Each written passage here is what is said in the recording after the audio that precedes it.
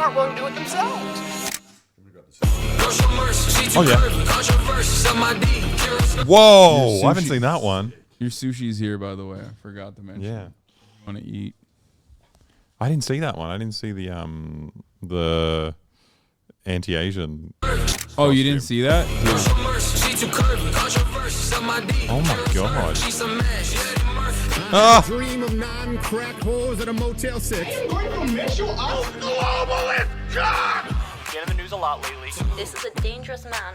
It's pandering a little bit. One of them racists. Horrible working conditions. It was venomous. It's disgusting and it is vile. Do you believe it's plausible that Steven Crowder is just a monster? Oh my god. Got her saying it. Wait, Candace Owens literally said Jonah Hill was doing the right thing, but fucking was ripping into Steven Crowder when he was abusing his wife. Interesting. Candace Owens, many nuances there.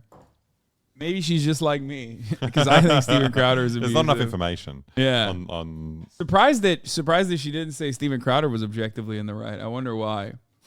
I wonder why she didn't say that.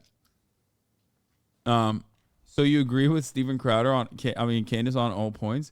Yep. No, Yeah. I don't agree with Candace Owens when she said Jonah Hill is in the right. What the fuck is happening? Oh my god. It's great editing. Jobber's a great editor as well, yeah.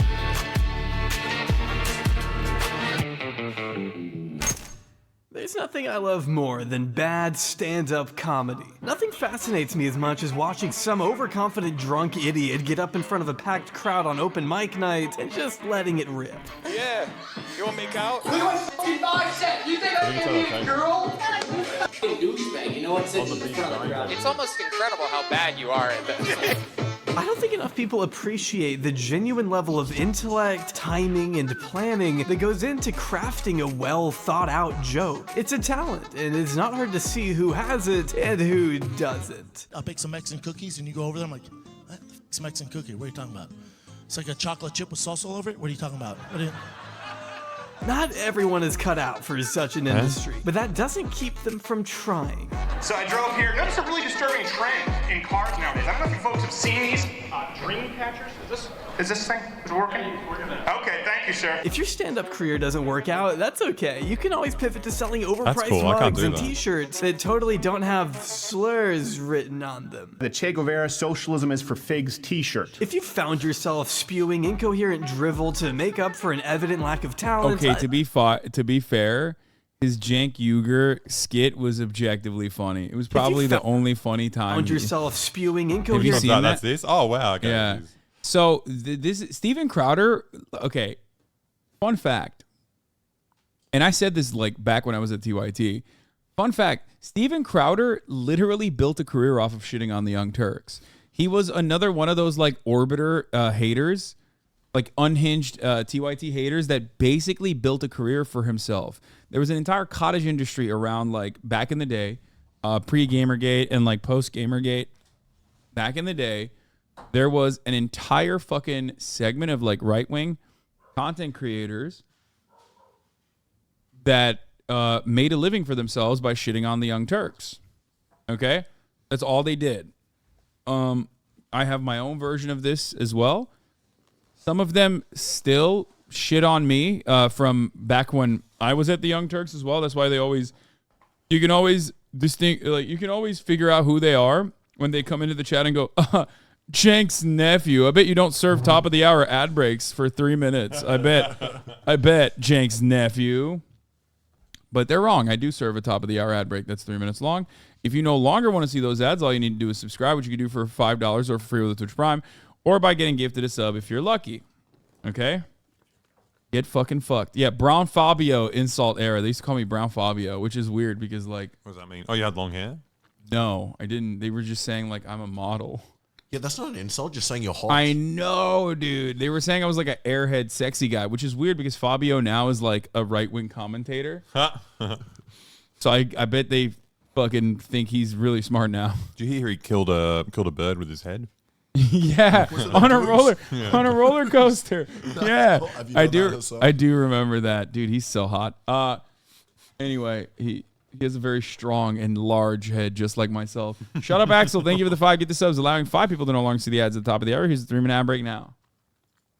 Drivel to make up for an evident lack of talent, then your name might be Steven Crowder, a man who refers to underage girls as slutty, tweets about wanting to have sex with his mom, I guess, and threatens his pregnant wife when he thinks no one is watching. I love you, but Steven, your abuse is sick. Your abuse Watch it. is sick.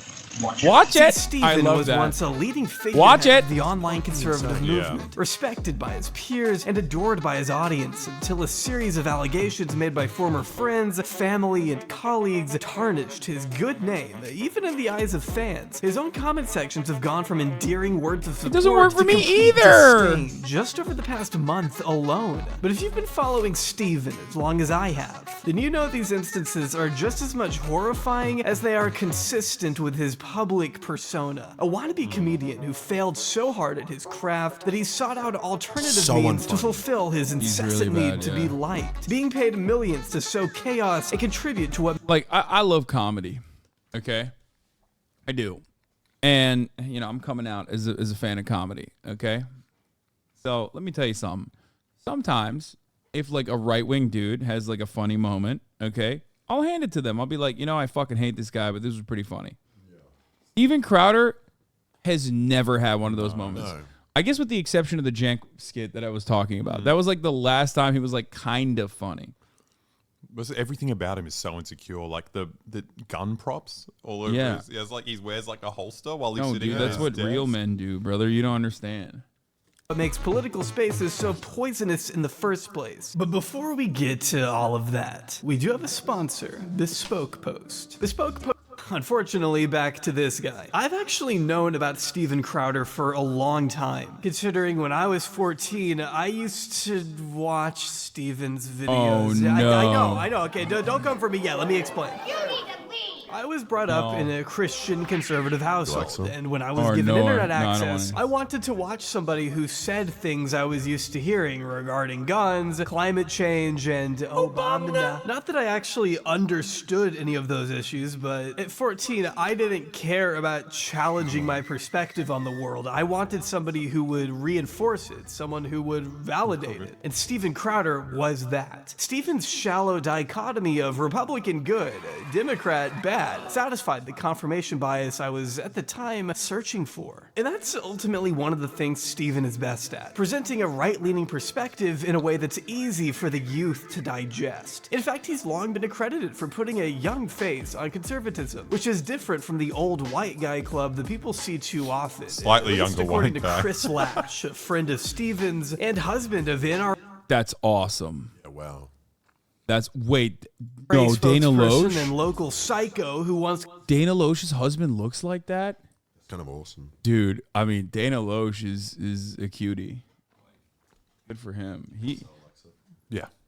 compared gun owners to rape punched victims, Dana Lash. Another writer critical of Steven echoed a similar sentiment when he told the Daily Beast in 2013, Steven's being promoted because he provides a very good face for the right wing to reassure its older generation that 20-somethings don't really support gay marriage and aren't concerned about income inequality. In the beginning, Steven carved out a niche for himself where he could be easily seen as a more modern breed of conservative, while still very much holding the same views as an older generation of pundits that were being increasingly seen as out of touch. Steven could reach young people in a way that Glenn Beck and Rush Limbaugh no longer could. 866 Gold Line.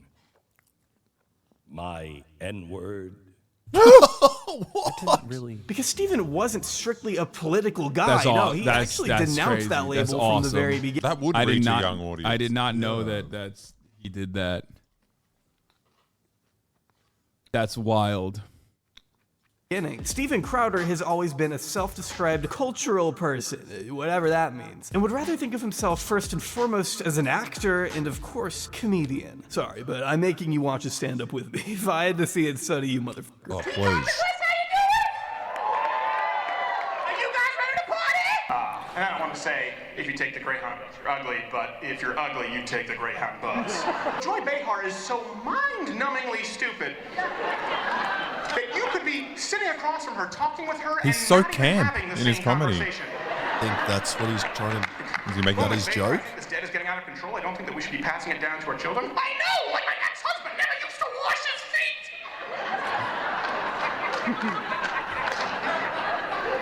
No, I mean, I'm just saying that, we're passing a debt down onto our children that they can. I know! I love blueberry pancakes! Keep in mind, this is the kind of stuff he whips out when he really needs a laugh. Well, better his nuts, apparently, but we'll get to that later. This might shock you, but Steven isn't exactly known for a comedy that challenges the way we think. Oh, I love this one. This was actually funny. Yeah, this was fire. Okay, he's being a hater. Yeah, I like this. Because he did shart. Yeah. And also, it's funny to do this. It's so bad. This is one of those where it's like, it's so bad it loops around and is good again. Yeah. Where like all of his other shit is like so try hard and so unfunny that you can't even look at it and be like, well, this is so bad it's funny. Biden sharts, Biden sharts. Most of his act consists of making pretty mundane observations. You guys seen this? It's a Native American Indian contraption, consists of wooden hoops and feathers, supposed to help you sleep soundly. Getting cheap applause from an audience that already agrees with his politics. Herman Cain. There you go. 9/11. And finding ways to show off his world-renowned impressions of other races, which honestly he still can't really do. So you get these Middle Eastern wannabe thugs. You're nice people, but you can't pull off the thug look. Like, oh, you know what? I am going to mess you up. Eastern one. And then does a very bad Indian accent. What the fuck? Dude. No, one thing that I've consistently talked about with his accents is like he only has one black guy voice. Yep. And it's Chris Tucker. And it's always Chris Tucker. Like he doesn't do anything else. The thing is, this kind of racism is the best kind, because if you're bad at accents, then it's even showing like even the biggest like losers from the white races like dunking on you. You know, like I feel like they find it more entertaining. Yeah, like us. Yeah. Oh man. Hey, check out the German white boy. I wear my nut on the left side. Yes, that's the crit side. They're cruising down the street for chicks like... I won't show you anymore because I am against cruel and unusual punishment, but for what it's worth, part 2 of his act only got about 20% of the views that his first part got. So if that doesn't tell you everything you need to know about his theater skills, maybe we should take a look at his IMDb page where you can read about his breakout role on... He was in Arthur. What's that? Yeah. Well, like Arthur the cartoon. Yeah. He was a voice actor in Arthur the cartoon. You ready for this? Get ready. Arthur. He always gave Like me a level drama older. vibes. Yeah. Yes, it's hard to believe my first... What would you think of me Oh, if this I ever Arthur. got Oh, the loser. anything wrong? Yes, it's lame hard to man. believe my first exposure to this man was when he voiced the Brain on a show my sister and I grew up watching. And to make it even more surreal, one of the episodes is literally about Brain trying to become a comedian and failing. Now that things have changed, I need to be practical and train myself for a new career in comedy. You're going to be a God, I know too much about this Steven Crowder's background. This is an amazing, We watched all of amazing this. research video. crazy. We watched all of these Just videos on and willing stream. to face facts. No use crying over spilt milk. Stop him! You've got to do something fast. It's the same as Crowder's Before he jokes now. humiliates himself. Ironically, Steven was predicting the rest of his career with this one, as he struggled to find work outside of Arthur, with the exception of a few minor roles in the late 2000s, including the jock character in a Pureflix movie, and an appearance in the feature film directed by his brother Jordan, where he pretty much just plays himself. It's a double standard. It's like the women's rights thing is a double standard. Like, now they have, but now we're not allowed to hit them? Steven's media career wasn't exactly popping off in the way he may have hoped, but that's not to say there wasn't an audience for his... He should have just done gay porn like Michael Knowles. Yes. Have you seen that? No. But I was just saying yesterday you should have done gay porn. Yeah. Oh, okay. You guys are just riding for gay Yeah, porn. hell Okay. yeah. Like, More more people- people, Like should do more it. gay porn. Michael Knowles famously, also is a loser, failed actor. And he was like a gay guy in like a college movie, like a student movie that they made. It's really bad. We style watched that as of well. entertainment. See, despite growing up in Canada, Steven was always interested in American politics, and it was only a matter of time before Steven launched his own YouTube channel, weighing in on whatever political matters were relevant at the time. You really can't find anything funny about this administration when Joe freaking Biden as vice president? He's doing Smosh. What? What? It's like having Rain Man as vice president. Yeah, definitely make a better VP than Joe Biden. Hillary Clinton and Rain Man make better VP than Joe Biden. This stuff was so quality. Steven eventually caught the attention of Big Hollywood. No, not Hollywood. Big Hollywood was an affiliate of Breitbart News, the fringe right-wing news website accredited for giving your grandparents a computer virus. Turns out Breitbart and PJTV. I used to work with a guy, PJ, that literally went to Guantanamo Bay with Steven Crowder. They went to Guantanamo Bay to talk about how sick it is, like how cool and wonderful the conditions are there, I think. I'd never even heard of that one. We're pretty big fans of what Steven was doing over on YouTube in 2008. And don't worry, I took the liberty of diving into the dark vat of Steven's old content, so you don't have to.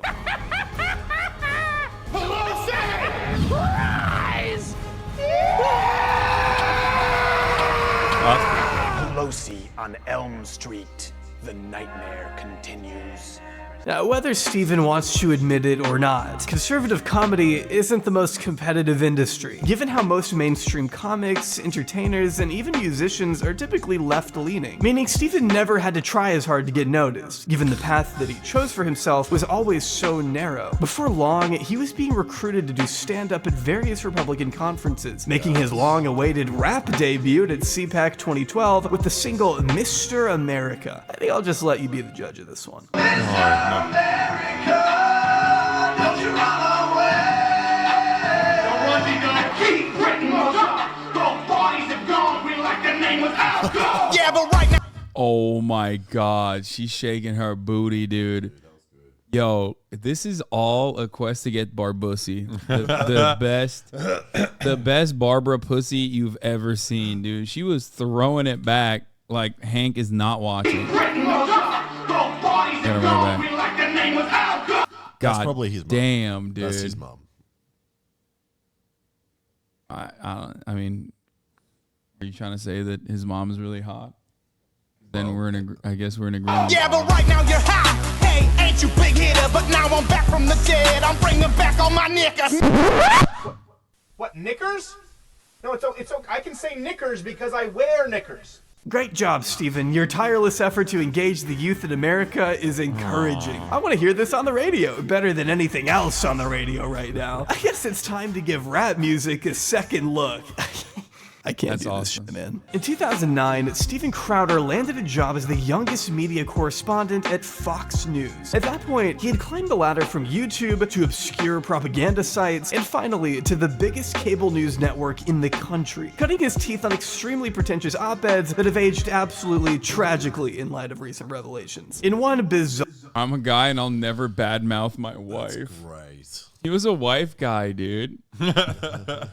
Which is so funny because, you know, we know how he is. Bizarrely judgmental article titled "Waiting Till the Wedding Night, Getting Married the Right Way." Steven writes, as anyone who's read my abstinence column here at Fox News Opinion could guess, sorry, just what an incredible sequence of words that is. My wife and I not only waited sexually in every way, we courted each other in a way that was consistent with our publicly professed values. We did it the right way. Now, of course, Steven is referring to a personal choice that he and his wife made together. Saving sex for marriage is a completely fine and acceptable thing to do, just as it's also fine and acceptable to have sex before marriage. My hot take is that there isn't a right or wrong way to do it, just as long as you and your partner are on the same page. Everyone is different and that's fine. But Steven disagrees, going on to write that he doesn't care if you feel judged, since he and his wife were apparently mocked all the time. People laughed, scoffed, and poked fun at the young...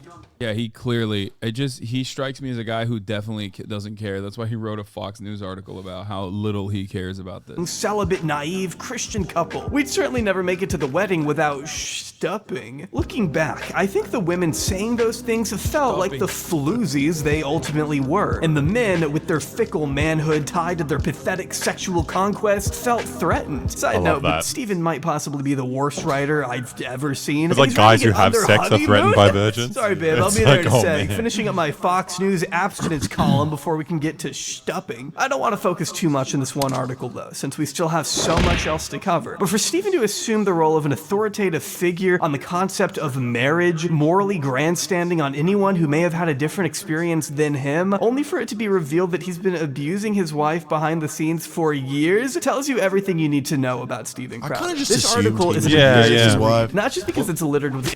That's the thing that got me, like his public stuff that he says about women and feminism. I was like, I assume this guy's an abuser. And like literally a week before the news dropped, I looked up his wedding photos and they look so happy. I was like, oh, you know, maybe he's nice to one woman. Maybe I'm wrong. And then a week later, I was like, no, I'm an idiot. Everyone looks happy at their wedding. Yeah. No, it just made so much sense and I wasn't surprised. I was like, oh, it took this long for it to come out. For it to be revealed. But I think they're all doing it. The only reason it came out now is because he was like in a little war with other right wingers. Oh, was that why? Yeah. He wanted like more money. I don't know, so stupid. Incomprehensible slang from what I can only assume is the 1920s, but because it perfectly encapsulates everything Stephen represents, a reality in which he conceals his ugly intentions behind a wall of judgment, hate, and hypocrisy in an attempt to spread an ideology. And he's been doing it People were commenting forever. on the fact that we paused the video to talk. Yeah, we paused it a lot more than Hasan does. Oh, I love this. When the union guys... In December 2012, the conservative advocacy group Americans for Prosperity, funded by two billionaire brothers, by the way, crashed a protest in Michigan regarding the state's recently passed anti-union right-to-work law. With the help of Stephen Crowder, the group of right-wingers erected a giant tent in an effort to aggravate union members who were there protesting, causing a dispute that resulted in Stephen getting punched in the face by a union worker. While the full unedited footage showed the man being first and then pushed after this, to the ground before getting back teenagers up on and camera. decking Stephen in the jaw. This crucial bit had been mysteriously left out of the version Stephen posted to his channel for some reason, making it seem like the man had attacked him unprovoked. This was not only the narrative Stephen tried to spin on Fox, but the edited clip. By the way, this was like most of conservative commentary back in the day before they like learned. I mean, they would do like a lot of the anti-gay stuff still, obviously, but like they were openly anti-union. Not as much anymore. If you notice, they're like, oh yeah, we love the working class now. It's like, no, you don't. You've always been fucking anti-union. Now they've decided to find like different methods of being anti-union, though. It was just so funny. Alex mentioned it before. It's like he gets punched in the face and he decides, like, you know what? I'm going to go to uni campuses. I'm going to do my activism with smaller people. Yeah, no, I'm going to do it with people who are not going to punch me in the fucking mouth. So good. Ended up being the one sent in to the Ingham County Prosecutor's Office in an attempt to press charges against the union worker. Dunning's question why Crowder didn't initially provide the original footage to Dunning's office. I'm not holding that against them, but why would they provide the edited video? The longer video clearly shows the guy got pushed down and came up swinging. I think that's the polite way of the prosecutor saying they tried to provide us with false evidence. Though after reviewing the unedited version, prosecutors ultimately ruled the man in fact acted in self-defense and dropped the case. So at the end of the day, this was all just Stephen Crowder whining on national TV about an event that he and his own group instigated. So on that guy's back, I saw that guy's back go down, and then he came up off his feet. Yeah, there he is. What is that, Steve? He did go down. We were there trying to prevent people from being hurt in tent. You deserved what you got. You are a liar, sir. You are being swallowed. Your union is being swallowed. These are babies flailing before being put to bed. They are violent. This was not an isolated event. Look around you, man. Stephen was finally dropped by Fox News only a few months later for reasons that are still up in the air to this day. Some say it had to do with contract negotiations, while others insist it was because of comments he made about their biggest on-screen talent at the time, Sean Hannity. But most hilarious to me is when one senior employee at Fox told the Daily Beast that Stephen was never that funny anyway, and crossed the line more than a few times. Do you have any idea how obnoxious you need to be for even Fox News to turn against you? Tad insulted. One of the funniest like moments is Greg Gutfeld, who is like also deeply unfunny. He hates Stephen Crowder. Stephen might be one of the most unfunny people. Annoying, just annoying. Like, I liked it when he went around in that morph suit. It made him look confident, at least. You know, he'd like crash places wearing like a morph suit.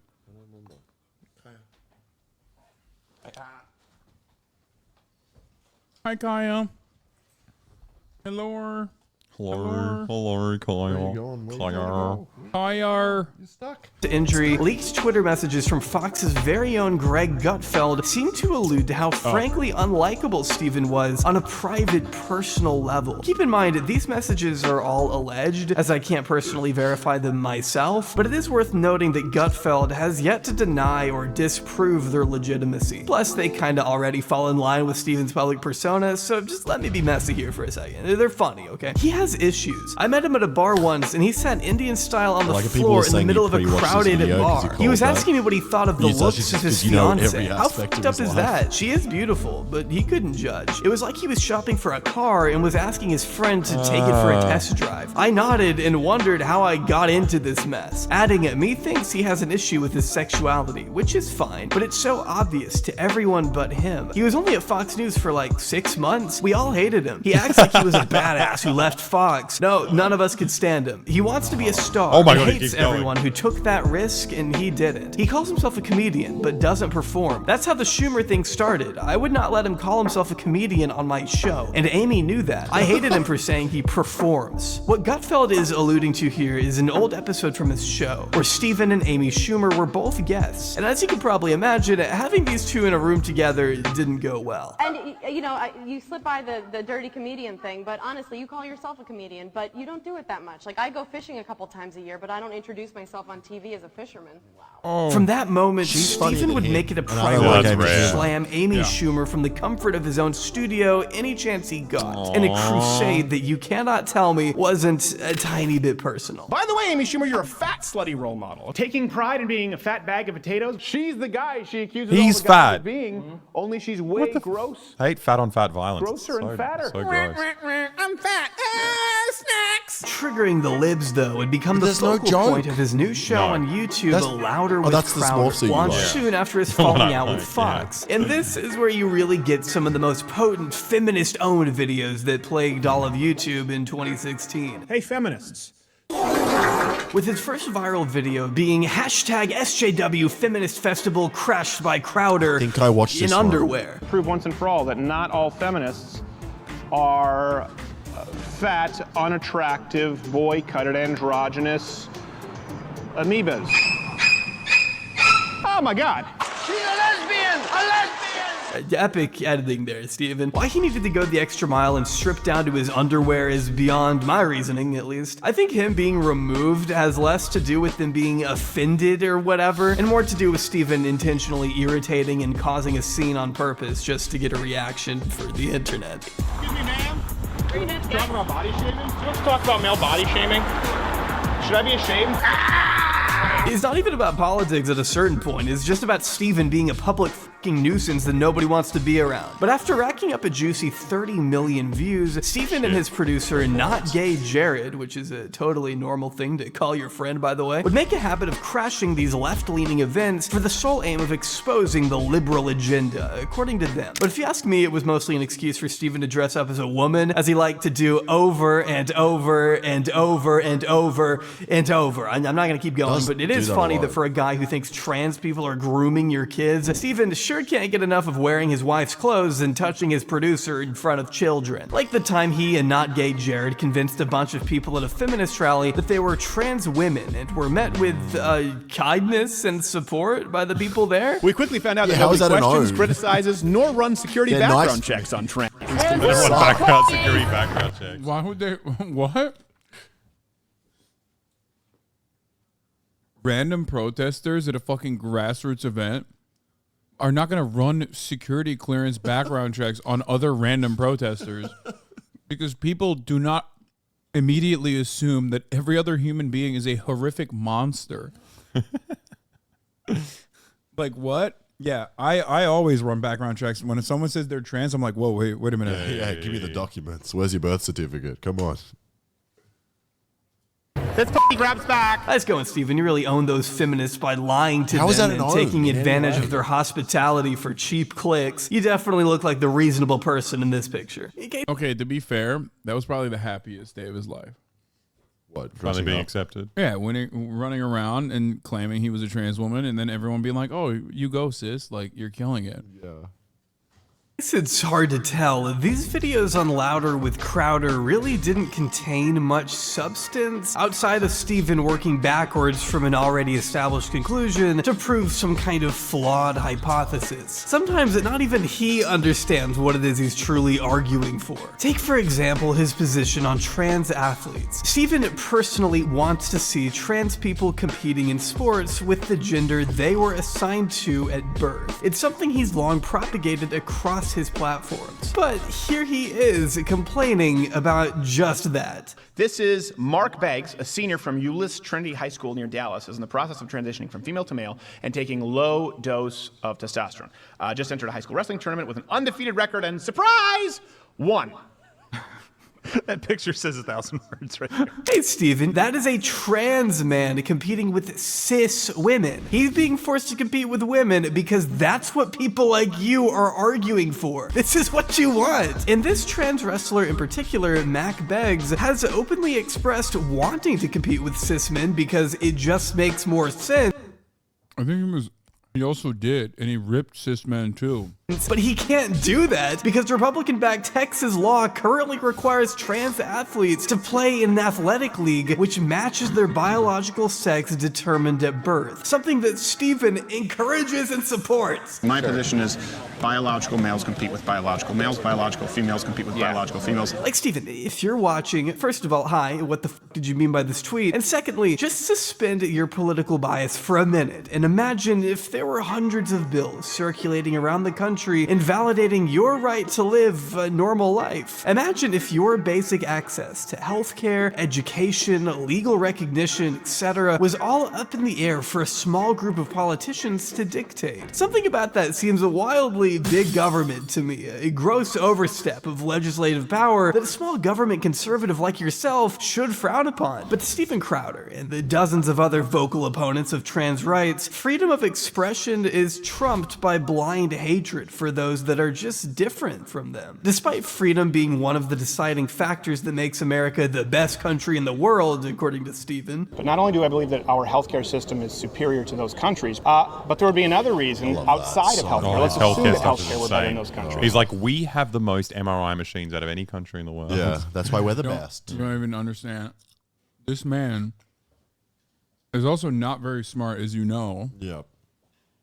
So he can't even come up with his own talking points. So he's done videos where he basically, piece by piece, verbatim, copies the American Enterprise Institute and their talking points. And some of them are so incredibly unhinged. Also, he's Canadian, but that's besides the point. Listen.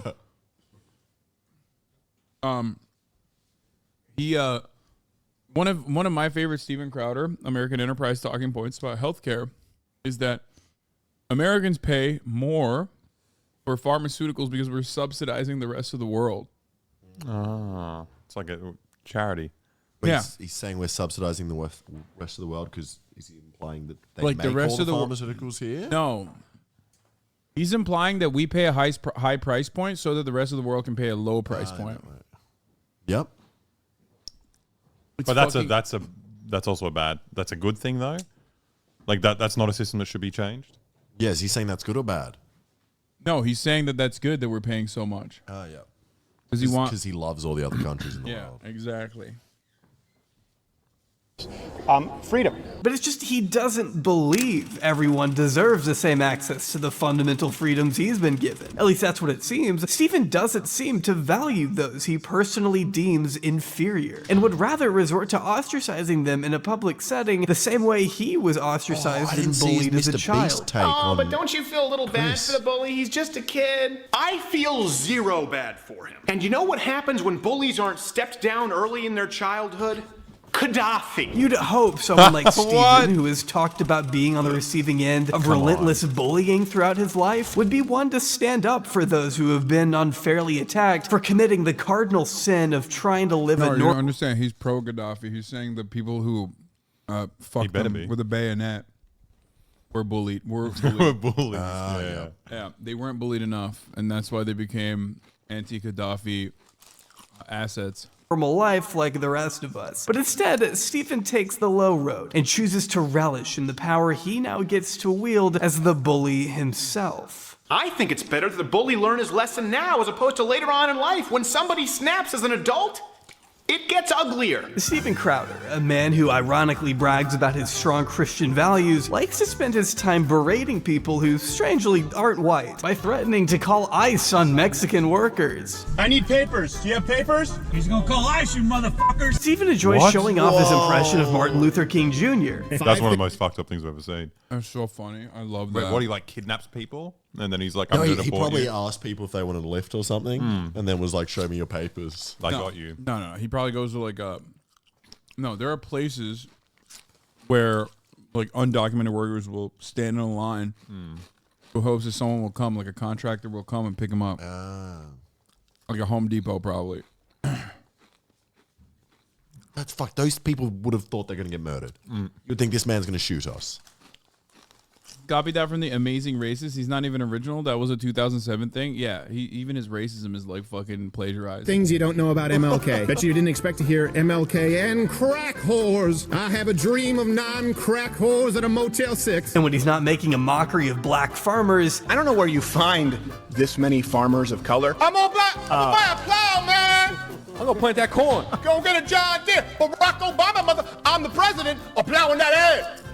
I planted a Hennessy tree, but it's not growing. Turns out the soil content is a high level of meth. Crazy. Wow, I didn't know. he's disingenuously recreating George Floyd's murder in an attempt to exonerate the psychopath convicted of killing him. Was it unpleasant? Yes. Is there any way that would kill someone who was in moderate health? I can't see it. Stephen's been known to make a mockery of Asian people on the sole premise of them being Asian. Oh, that is an aggressively Asian face. When he's not wearing a dress or cosplaying as a rootin' tootin' sheriff with his fake little gun Asian holsters in face. his studio, he's poking fun at whatever he thinks Islam is. Islam, the religion of peace. Allah Akbar! Excusing the torture America inflicted against prisoners at Guantanamo Bay, I personally believe that prison should be as unpleasant as humanly possible. Let's take a look at some of these torture techniques used at Club Gitmo. We've got slight sleep deprivation, repeatedly playing children's songs. People out there, do you honestly believe that America is losing its moral high ground and consider this torture? killing two birds with one stone in his embarrassing portrayal of not just Muslims but also trans people in his critically acclaimed video Translur Bane versus Jihadi Bond, which are two different franchises. I mean, that one doesn't even make sense. Bye-bye. Stephen loves to make the exact same joke about trans people every single year on Trans Day of Visibility. Confusingly blamed trans rights activists for there being a higher rate of trans suicides. Is anyone surprised when it's a 42% attempted suicide rate? You don't have that anywhere else in the demographic. That would suggest some kind of mental proclivity toward extreme behavior, and I don't think it's helping people to simply enable it. I don't want nearly half of all transgenders to attempt suicide. I want that to be lower. Guess what doesn't work? It's wild that like it is basically hell yeah. You're so strong. You can hold up a whole puppy. Well, I mean she's a big one. She's also hard to hold because she's just So she's floppy. so floppy. I just don't want to drop it. I want to bring her in here. Hello, Kaya. Who's in the bed? Stay. She has so much freedom this whole time. She's caged up. It's a great video. Yeah, It's like really a good. lot of work. No, Jawbree's the shit. The He's the editing's man. great. The music's nice. He's great. Just the research is nuts. You have to watch so much. It's probably just because I guess it's just Hasan's he's life. a Stephen Crowder fan. That's why. Oh yeah. Yeah. You like I saying, am. you're all good, you're a woman. It doesn't help, it makes it worse. Had this to say about rape victims. Wouldn't it stand to reason that the victims of rape would usually, not always, generally be those who are most desirable sexually, considering the crime? Maybe like the 5s to 10s. I mean, you don't carjack a 98 Oldsmobile. No. I've searched, and I could be wrong about this, There are many, right? How many times have I been to a Change My Mind? It's always a blue-haired, would-be lesbian feminist who claim they're raped. As far as I know, not one Victoria's Secret model has been raped. And at the beginning of his... Literally all of them? Yeah. What? He said, as far as I know, and he doesn't know much. I'm just an idiot. Yeah. Yeah. So, you know, in his defense, that's how that works. Have you looked up the times for the movie? Oh, no. Because I'm trying to fucking... I'm down to watch this guy. Yeah, that's sick. Dude, I want to learn about the dark side of child trafficking. And it seems like you're not into it. I'm actually really excited. All right, don't show the camera. Everywhere in America, the aircon's too strong. This is like the one movie I can actually watch. No, I hope that the fucking air... Oh, I hope the air conditioning is not fucked up. Because then it'd be a sad state of affairs. Like, we would know that they're definitely trying to sabotage the movie. Yeah. You know what I mean? His career did a really fun and tasteful bit he liked to call Cultural Appropriation Week, where for about 5 days straight, he and Not Gay Jared began their show dressed in whatever caricature of a costume they had lying around that day. This week, the mystical age. Wait, did you guys bring the crate upstairs? Oh, thank you. Oh, see you later. I like the Yeah, five nice thing, meeting you. Combination. Like it's kind of like the other woman. See you later. Put him back on. Ooh. Oh, okay. But there's no joke here either. It's just I'm gonna dress up. I think the joke is that he wants to have sex with Not Gay Jared, who's not gay. He's trying very hard. And Stevens fans may be quick to write these things off as nothing more than edgy jokes, and that his critics are just being snowflakes for getting mad at such top-tier comedy. But it's hard to make the argument that these are just mere jokes when they still accurately reflect the real beliefs Steven appears to hold. For example, Steven has stated that he's a traditionalist who doesn't believe in the concept of gay marriage. Myself personally, I am pro. Get down. Get down, Kyle. Oh my God, she's definitely too big. She also is too used to not being in the crate.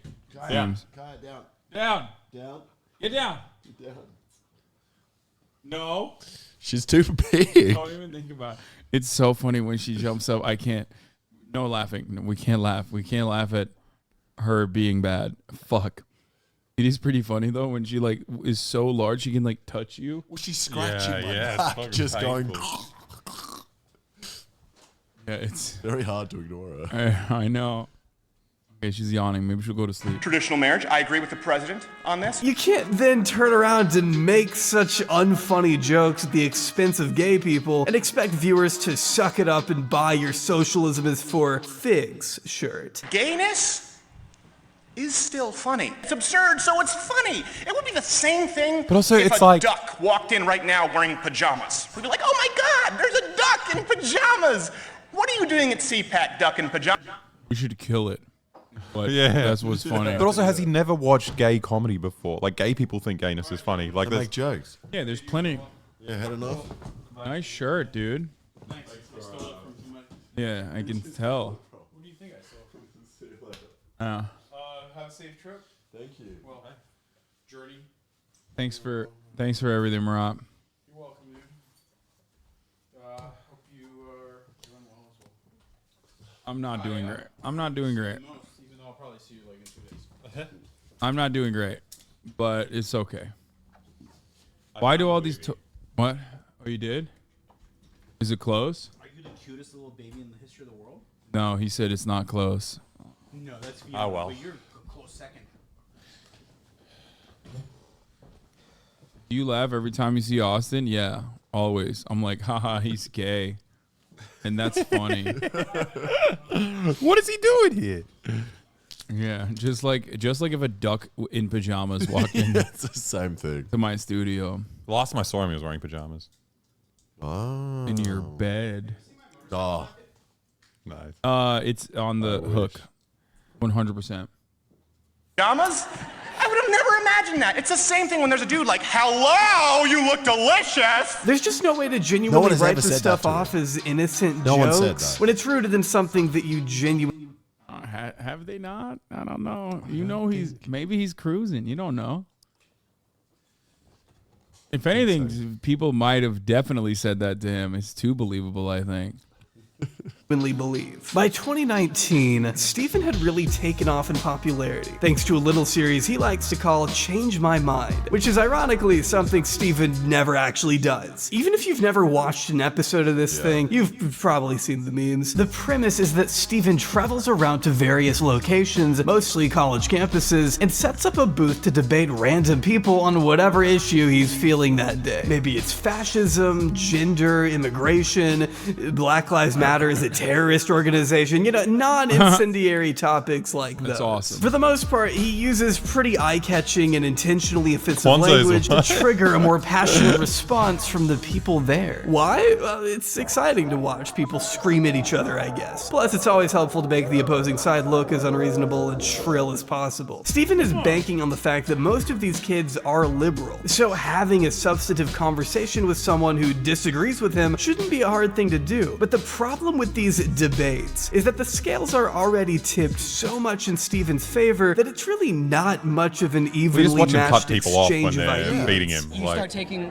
hormone therapy, it changes the way your muscles grow, and you're not actually given that much of an advantage, or they don't have as much of an advantage as you think they might.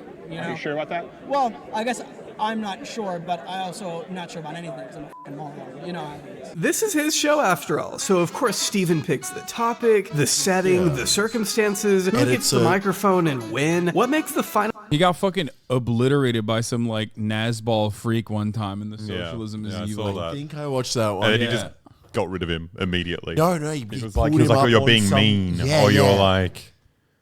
Yeah, unfortunately he was a Nazi loser, but...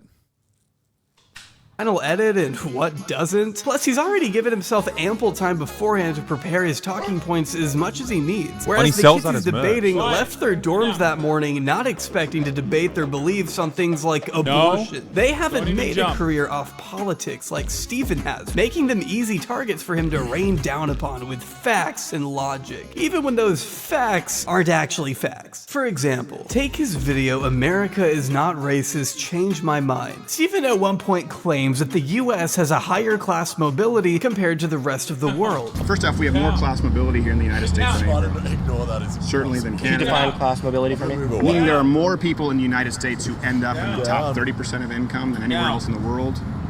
At some point in their life, or in the top 10%, including people go from the top 10, from the bottom 10 or the bottom 30, the top 30, the top. There's more class mobility here in the United States, more ability to rise out of poverty into upper middle class than anywhere else in the world. It's not even close. Only I don't know what Stephen is. I don't even know why he lied about this because it's like such an easily debunkable talking. Well, they can't debunk you there in person. That's important. Yeah, you have to know the talking points to be able to like address them adequately, and that is the whole point. Also, he's at a university. The professors are right there. Like, there are people there that could answer this. Yeah. Also, you see he has a booklet as well of I thought he sold it as merch. One of the chamber of mine is like, you can buy this and own all your like nephews at Christmas dinner. Yeah. If you want to be the most unfuckable, the biggest loser. Kaya, off. Get down. Down. Get down. Down. I can't even use my left arm because it hurts. Oh my god, our paws are so big. Kaya, down. No. Oh god, this is gonna be friends. Do you want to give it a puzzle? So hard. This is gonna be so fucking hard to retrain her. The puzzle, you need to put like treats in every pocket you can. Oh god. Okay. Sure, he links to an image of a random study on screen, but even this doesn't show the US compared to the rest of the world. According to the World Economic Forum, America ranks 27th beneath all these other countries. Not what I would call high, personally. In another one on abortion, Stephen finds himself perpetuating the notion that the majority of late-term abortions are not a result of medical complications, but rather because the woman just feels like doing it. You know, women who do have late-term abortions, they're not out here walking around at 8 months pregnant saying, you know what? I don't feel like having this baby anymore. Let's just get rid of it. Sure they are. No, they're not. That's almost all late-term abortions. Yeah, almost all late-term abortions are women who are just like, yeah, you know what? Fuck it. YOLO. I fucking hate these guys. I love carrying it for 8 months only to fucking abort it. No, the way in which he says it, it's such It's like, yeah, they are. Like, Don't forget to move the take cannon to the garage and Camry to the other side. Okay, yeah. Sure. I like that he didn't do that. He's like, I took your car out of the garage because I was using the garage. There's a majority that are medically induced and necessary. No, not a majority. Well, whatever ones As a matter that of are fact, not, nearly then those never. are not. But I'm not sure where Steven got this either, considering just how exceedingly rare abortions in the third trimester even are, making up for only 1% of all abortions across the US. This means that data on why women would need to get an abortion later into the pregnancy is extremely limited. So the term usually late term medical deal. abortion It's is something not a medical wrong. term, and it Yes, that's why it happens. Also, yeah, Not late just, term I hate abortion. this Late term abortion is like a made up concept anyway. Yeah. Like they call it late term abortion because, you know, as she's describing right now, it sounds scarier. Yeah. it often really complicates this discussion because people kind of take it to mean something like a third trimester abortion or abortion just before or during birth, which are not. I mean, it's kind of funny to because like Republicans lie and say that like Democrats kill babies in a guillotine style contraption as it's like escaping the pussy. You know what I mean? Just a Like little thing that they put on the end. they took it to the maximum level already where they're like, Democrats want you to kill your child. This is coming out the womb. You know what I Put mean? a paper shredder on the end of the bed when the baby comes. Yeah. It's so really stupid. things that happen, and I think that it kind of really distracts from the conversation when people use that terminology. For reference, only about 1.5% of U.S. abortions happen after 20 weeks, and this is usually what people are referencing when they say, quote, late term. The percent of You take a little bit of a cheese and you put it in a mousetrap, and the babies love cheese. so they start crawling out of the womb. Okay, they start crawling out of the womb, and then as soon as they touch the cheese, head first, boom, neck broken, and you know it's squishy to begin with. And sometimes women just feel like doing that. Yeah, they just feel like it. So. Yeah. You've never experienced thrills until you've carried a child for 9 months, like had it grow inside of you. Okay, fully form into a baby, only to fucking take it out of your body and immediately execute it. Sometimes you feel like it. Yeah. of those that are due to life threat or lethal fetal anomalies is really hard to track because they aren't always reported. And when they are reported, they aren't always reported for the reason. But a vast majority of them will be because of a lethal fetal anomaly or a serious complication and risk to the person who's pregnant. I would venture to say that all abortions that happen between 20 and 24 weeks fall into 3 categories. Most will fall into those 2 groups of a life risk or lethal fetal anomaly, and the remainder are people who wanted to have an abortion earlier but didn't have access. So the irony here is that people who talk about this, Crowder absolutely included, are almost always against easier access in the first trimester, which directly increases how many people seek termination later on in pregnancy. I have had more patients than I can count who have experienced not only the trauma of having to end a pregnancy that they wanted, but then having to go on and be repeatedly traumatized mentally by family and friends, having these conversations in such black and white, non-compassionate manners. We cannot forget the fact that this number is probably going to go up because we have taken away access that was previously difficult and now is impossible for probably 50% of people in the US. So the only outcome of that is going to be that more abortions happen later in pregnancy because people have to spend time and money figuring. I did a thing video idea, baby guillotine. It's actually something I really wanted to make. There was a thing that... What? A baby guillotine? Well, it's not quite a baby guillotine, but there was an idea that was patented, which was a centrifugal baby thing to help women give birth by spinning them around. Spinning the baby out. No, spinning the whole the woman so fast. Like a laundry machine? Yeah, but the baby flies out of them. That's awesome. How cool is that? We got one of those at the theme park in Sydney. Yeah, the rotor. So that's what What? I wanted to make, but that's not A machine using centrifuge to push a baby out? Yeah, how cool is that? It separates A doctor did that once in England, literally popped the head off during birth. Dude, you wanted to do that? Yeah, well, I wasn't going to do it on a real baby. Just my sister's baby, you know. Oh, yeah, okay. Yeah. Yeah, it's not a real baby. It's fake. Well, it's yours technically. Yeah. Like you own yours. a piece of it. You know what I mean? Like it's family. It is family. I thought you can meant he do had that. sex with his sister. Yeah, I I thought was you were like, making what these is allegations. No, I meant like if That it's was a private conversation. So. No, I meant like if it's a family member, you can do the guillotine thing. I'm not doing a guillotine. Come on, thing. okay, the rat trap. The rat trap. I'll do the rat trap. The rat trap.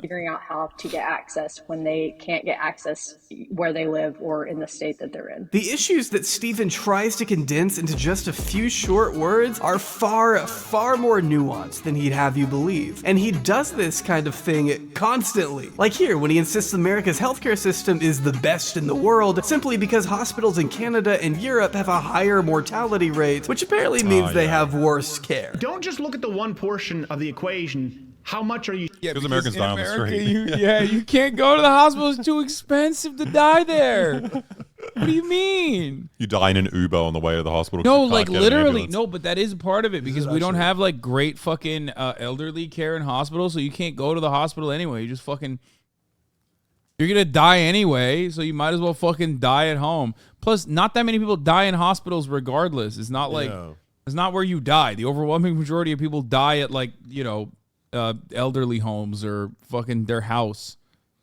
Yeah, we should look up mortality rate in North Korean hospitals. Probably better. Yeah. You spending? What are you getting for that? What is the rest of the world getting from privately funded healthcare? The reason why less Americans are dying in a hospital, if true, wouldn't have to do with hospitals in America being better quality. It actually just means more Americans are dying at home because they can't afford to die in a hospital, which you might recognize as literally the opposite of his point. Oh, they found the childbirth by centrifugal force. How did you find this, Alex? What were you looking for? I think I was talking fucked up things to do to a baby. I think I was talking with William Osman about like horrible patented ideas. Oh, that that's we should try right. to make. Yeah. Oh, this is how that's the pregnant woman. Is that the woman or is that the baby? No, that's the woman. If the baby was already out, you wouldn't have to do this procedure. But also, how do you know where the baby's going to fly out? It could fly. Well, it is a net. Ah, dude, they accounted for that. They're brilliant I scientists. thought you have like 20 doctors. Why in did the you? room with pitching like, where's it Why would coming you? out? Why would you think that the brilliant scientists did not account for the baby flying out? Yeah, no, they got everything there. Oh my God. Yeah. Did she slay? Oh God, what is this? Is it Trisha Paytas link?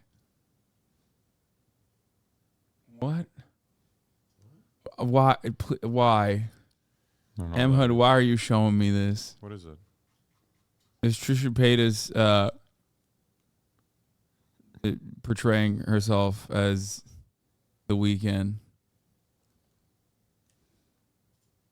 Right, But Stephen will stop at nothing to make sure he comes Oh, out God. looking Or smarter Nor. than the other person in the heat of debate, even if he needs to pivot Oh, to this might have another been a kid. talking point. If you watch enough of these, you'll sometimes hear Stephen say things to the effect of, hold that thought, or let's put a pin in that, when his opponent says something that actually makes sense. Only Stephen never comes back around to those points. What's your position on the minimum wage? Well, hold on a second. This is your changing my mind? I want to make sure. Yes, I want to get started. Okay, my position on the minimum wage. Yeah, you know what? I'm not a fan. Are you against illegal immigration and legal immigration from poor third world countries? Of course I'm against illegal immigration. Well, I'm trying to convince you that your own objectives, if you're a conservative, cannot be achieved under capitalism. Okay. And so I'll Sure. give you an example of that. Yeah. You have a lot of Republicans like Paul Ryan. You cannot deny that he is a big capitalist, and he has lots of capitalist donors that would like nothing more than to increase their profits. I think you can agree with that. And people like that have been opposing immigration reform for This decades. is the Nazi kid, because by they the way. believe that Yeah. mass I immigration watched will this. lower the wages of the working class and Yes. increase their profits. Okay, so I would agree with you on that. So if you impose a minimum wage, you're not going to have this mass immigration coming in because the companies that are taking these illegal immigrants and taking these low-wage immigrants, if they had to pay them $15 an hour, we wouldn't have mass immigration like we're having right now. Yeah, I don't necessarily know that I agree with that premise. So let me kind of go, because first off, before I would like to take that, hold it. What example will we point to before we go on? Because I know a lot of times we disagree, of a successful socialist country. They just get forgotten as the conversation trails elsewhere. Stephen also loves to move the goalposts when he senses his opponent making an argument he isn't able to disprove. The idea that there have been different genders outside of man-woman for centuries. Okay, how so? Yeah. India. India. In Sure. India, you know, they have third gender. Native American places. cultures, they have third genders. Sure. In ancient Egypt, they had third genders. Okay, so you do realize, and you talked about how very different it was from Western culture. So antithetical to Western culture, you named India, ancient Egypt. You know what else? We also believe in that's antithetical to those cultures. We're against slavery. He tried to claim the idea of two genders was a new one. When the individual in classes corrected him with historical examples that proved him wrong, he immediately pivots. Stephen is relying on the people he's debating So did to America. not be prepared, Yeah, so hold it's easier to twist the conversation wherever and however he wants. And if things get too hot, he can always just pass. Get fucking owned, libtards. She's changing my mind, actually. Yeah. Yeah. It's working. Yeah. Third gender is akin to slavery. Well, now I'm pro-trans and pro-slavery because I realized that there was a saying. There's a correlation between the two. Yeah, fuck. Pass the mic to someone more naive. Define, because it's a very specific definition. You came in and just said shill. And I'm really quickly get ready to give the microphone Look to how much someone else. closer Don't he's stop getting doing to him. this, 'cause this isn't the goal. Yeah, What's yeah. the shill? He senses he's losing, so he's like, I'm going to crush you, child. That's fair, that's fair. Yusuf. Yusuf, I appreciate Yusuf taking the time. Everyone give a hand to Yusuf. Appreciate it very much. We'll grab someone else here. Thank you, Yusuf. Or, you know, just you. Wild that Yusuf is a Nazball. Using a woman's own abortion against her. Baby, let me tell you something. What you ended was a unique genetic code that had eye color, hair color, how tall it would be, how much it would weigh, Accomplished doesn't its hit him. personality, proclivity toward mental illness. This is something you say what when you're kind of losing. hair pattern to male Yeah, pattern yeah, try baldness. to- When you had that abortion performed, you eliminated all of that. That's a scientific fact. The fact is that it was a choice and it was something that had to be done. Like, even if you're pro-life, what kind of excuse is it to weaponize something so personal against someone for the sake of looking cool in an amateur He doesn't debate care. with a college student? Just a cruel example of his strategy to come out looking intellectually and morally superior, no matter the cost. On the surface, this show may present Stephen as having a willingness to change. Okay, people in the chat said sperm holds genetic information as well. Does Steven Crowder not jerk off? And I'm not. I don't know. I His feel whole like show is jerking off. I feel like he's the type of dude who might not actually jerk off. He's the type of dude who whips himself with a fucking belt at the end of every night. Yeah. Maybe this is why he's so angry and yeah, hates he's everyone. oh dude, he's doing no fap. He's doing no fap. Doing fucking no fap, dude. He's a retentionist. Change his mind if someone can convince him to do so. But that's not the same sentiment he expressed in this clip at the beginning of the series. So it's important. This isn't about just a debate or a highlight reel. The Someone said point he's to scared this of his own exercise penis. is to actually get people to question their own point of view and see if their argument is rational. And maybe at the end of it, they'll end up changing their own mind. See, in case it wasn't painfully obvious enough, Stephen never intends to change his mind. I know. This is why I fucking hate debate perverts. Like, I engage in debates from time to time, but I recognize it for what it is, okay? It's just fucking pseudo-intellectual wrestling. Yeah. It's not for anyone. It's so stupid to be like, oh, this is actually the Socratic method that we're parsing through treacherous intellectual boundaries and arriving at the truth. It's like, no, man, it's not. It's just you're just repeating talking points that you readily built ahead of time, and whoever's rhetoric is better, whoever has like strong skills, whoever's a better orator, seemingly wins that conversation.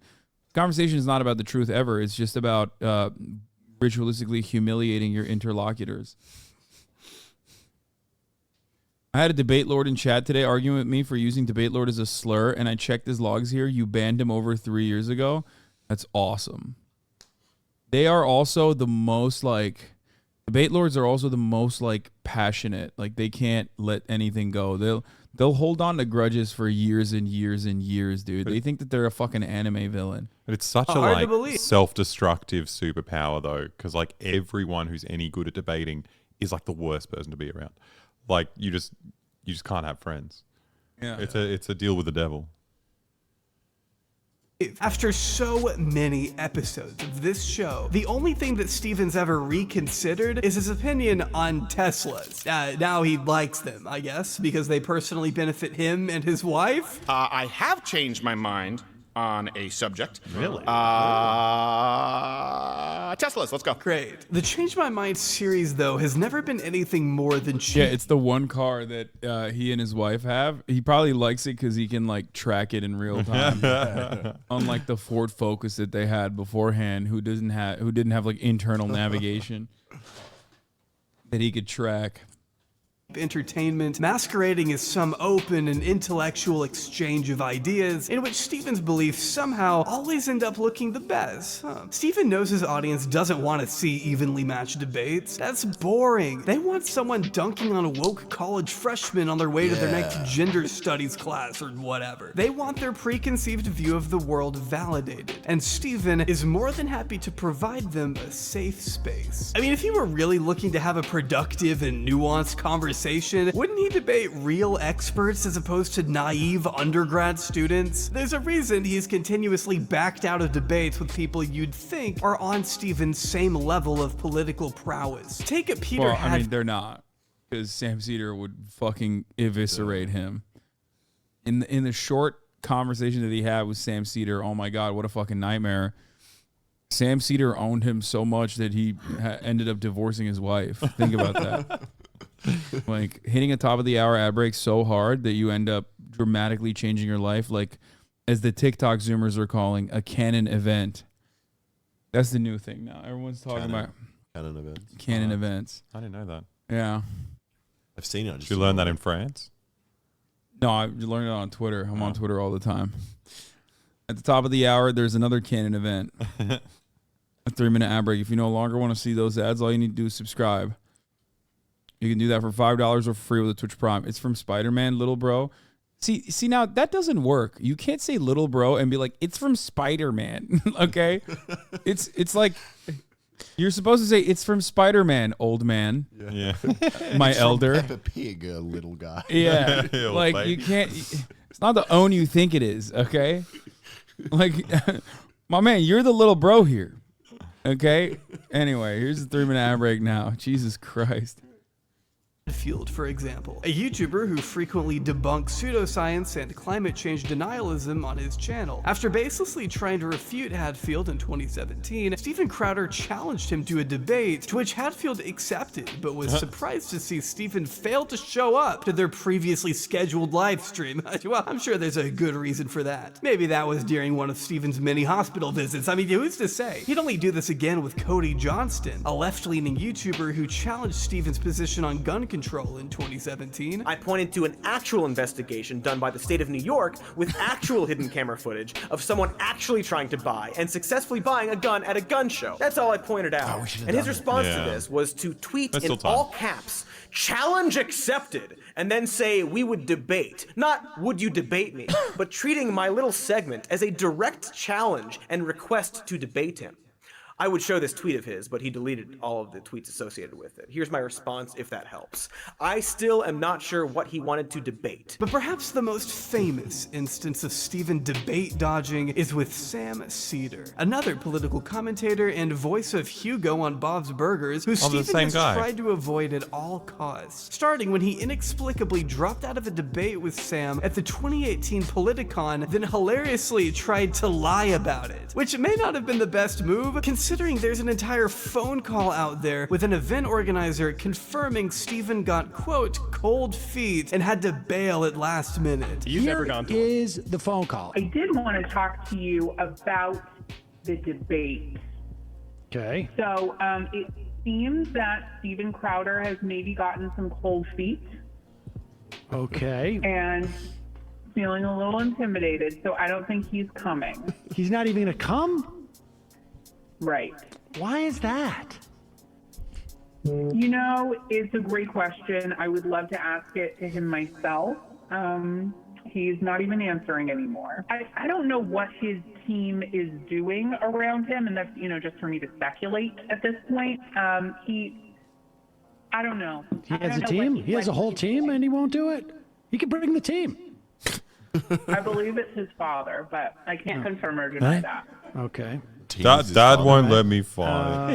I'm not that was So now that we're all up to speed, let's fast forward to summer 2021, where Stephen gets into an argument with Ethan Klein, challenging him to a debate. Ethan accepted, but days before it was all supposed to go down, Ethan tapped Sam Cedar and asked if he would want to pop into their call the following Monday. Sam agreed, but in order to be there on time, Sam ended his Okay, all jokes aside, this was a canon event. Like, it literally did brick Steven Crowder. Yeah, like his life fell apart after this. His wife divorced him. He like threw and it's like the domino effect, right?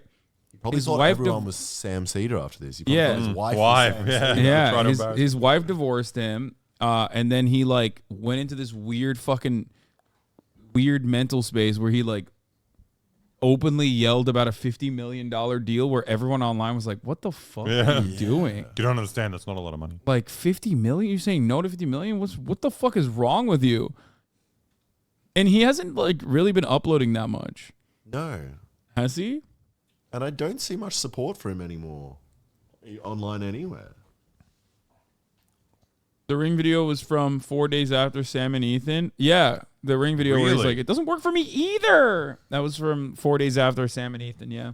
show that day 30 minutes earlier than usual. Everything was going according to plan until minutes before the H3 podcast went live. Ethan receives an email from Steven's booker, his dad. It's his dad, let's be honest. That Steven's pregnant wife had to be rushed to the hospital and that they need to reschedule for the week after. Because the timing was so peculiar, Ethan immediately suspected Steven's team must be keeping an eye on Sam's show and canceled out of fear that he may ambush Steven during the H3 podcast, awesome. to which Sam was quick to dismiss at first, Sam's show only was for on at the Steven same to time. later admit to monitoring Sam's show after the fact. That's how terrified Steven was of facing this man in anything even resembling a debate. It doesn't end there. Clever. It's I even had no better. idea that you were taking your show off early last time, coming in today with your pig pen peanuts eyes. I'm very genuinely unsure him? what it is about Sam Cedar that strikes so Dude, much fear it's like into the Steven Crowder. Bro, it's like the Jonah Hill thing where like they think it's badass to like openly admit that you're scared of this like man, this like man with children who voices a cartoon. You know what I mean? Like it's just like the Jonah Hill thing where it's like, dude, it's fucking badass to tell your girlfriend that she can't take photos like and post them or be a surf instructor. Like you don't understand it. You don't understand what alpha dog, being an alpha dog is like. It's what men do. Yeah, it's how you become the biggest alpha dog. But by the time the H3 debate finally rolled around, Steven's worst nightmare finally came to fruition. And I do mean nightmare. Oh, there he is. Oh no, Sam Cedar. What a fucking nightmare. Oh, I had no idea this was going to happen. I thought Ethan was a stand-up guy. This is where we are. Yeah, I told Dave, remember I told you? I said I guarantee you he's going to do anything he can to avoid the debate. The day Steven was meant to go live with Ethan, Sam had pre-taped. You want to know what's funny? Ethan now would cook Steven Crowder in a debate. Ethan was, at that time, he was not very confident in his own skills. But since then, he's like, it's like a fucking kung fu movie. He's been like fighting lower level villains in the field of like internet debate. He started off with like some fucking random cult guy, the Nixium sex cult guy. Oh. He like moved on. Guy, I think. Yeah, he did the TikTok guy. He's been like leveling up every day. He eviscerated Pearly Things, the ginger woman who's always like women are stupid and if you're not a virgin you shouldn't get married. Like that kind of shit. He's just Ollie London, which was I think his hardest, his toughest battle. He bodied every single one of them. Just Pearly Things was a side quest, no experience gained. Yeah. No, I think he powered up too much. He already had too much XP at that point, so like it was too low level. The Ollie London one like made him power level a little bit. You get the Wannabe Andrew Tate guy? Yeah, we did all that. His show and aired it as if it were live to trick Steven's team into thinking it was so safe, sick. assuming they were watching. Turns out they definitely were and were entirely blindsided when Sam joined the call. And as you can probably guess, things got messy fast. You take those off with a velveteen buttons. We must have been Black very worried eyes, about aren't this, they? Like Stephen. I don't know why. No it would one's be worried so about it, Sam. concerned. People to this day say that was actually anti-Semitic, and I'm so confused by it that I just I don't even understand. Which bit? When he says you have the velveteen rabbit eyes. I'm not. You got to be really deep in that law. I don't. Yeah, really know. I don't know. I actually don't know. Racism. I'm saying that. It's like I don't even know what that Sam is. Cedar's hot is the thing. Yeah. He's like What? Sam Yeah. Oh Cedar's yeah, hot. he is. Yeah, he's a dilf. I understand velveteen. He has beady. He has beady eyes. Okay. But to be fair, like Steven Crowder, I can see him unearthing the ancient tomes of like racist literature. Yeah, to It's a like last resort to get out. to of find like the deepest of cuts. It's like a curse. Want to Well, do let's have the Sam, debate. come If on. no- Steven, you are such a coward. Stop showing your little leprechaun co-host who comes out dressed like your Ethan, come on, sidekick. Ethan, why do you have to Steven! He can't build an audience, and so what happens is he uploads 15 times more, has less than a 50.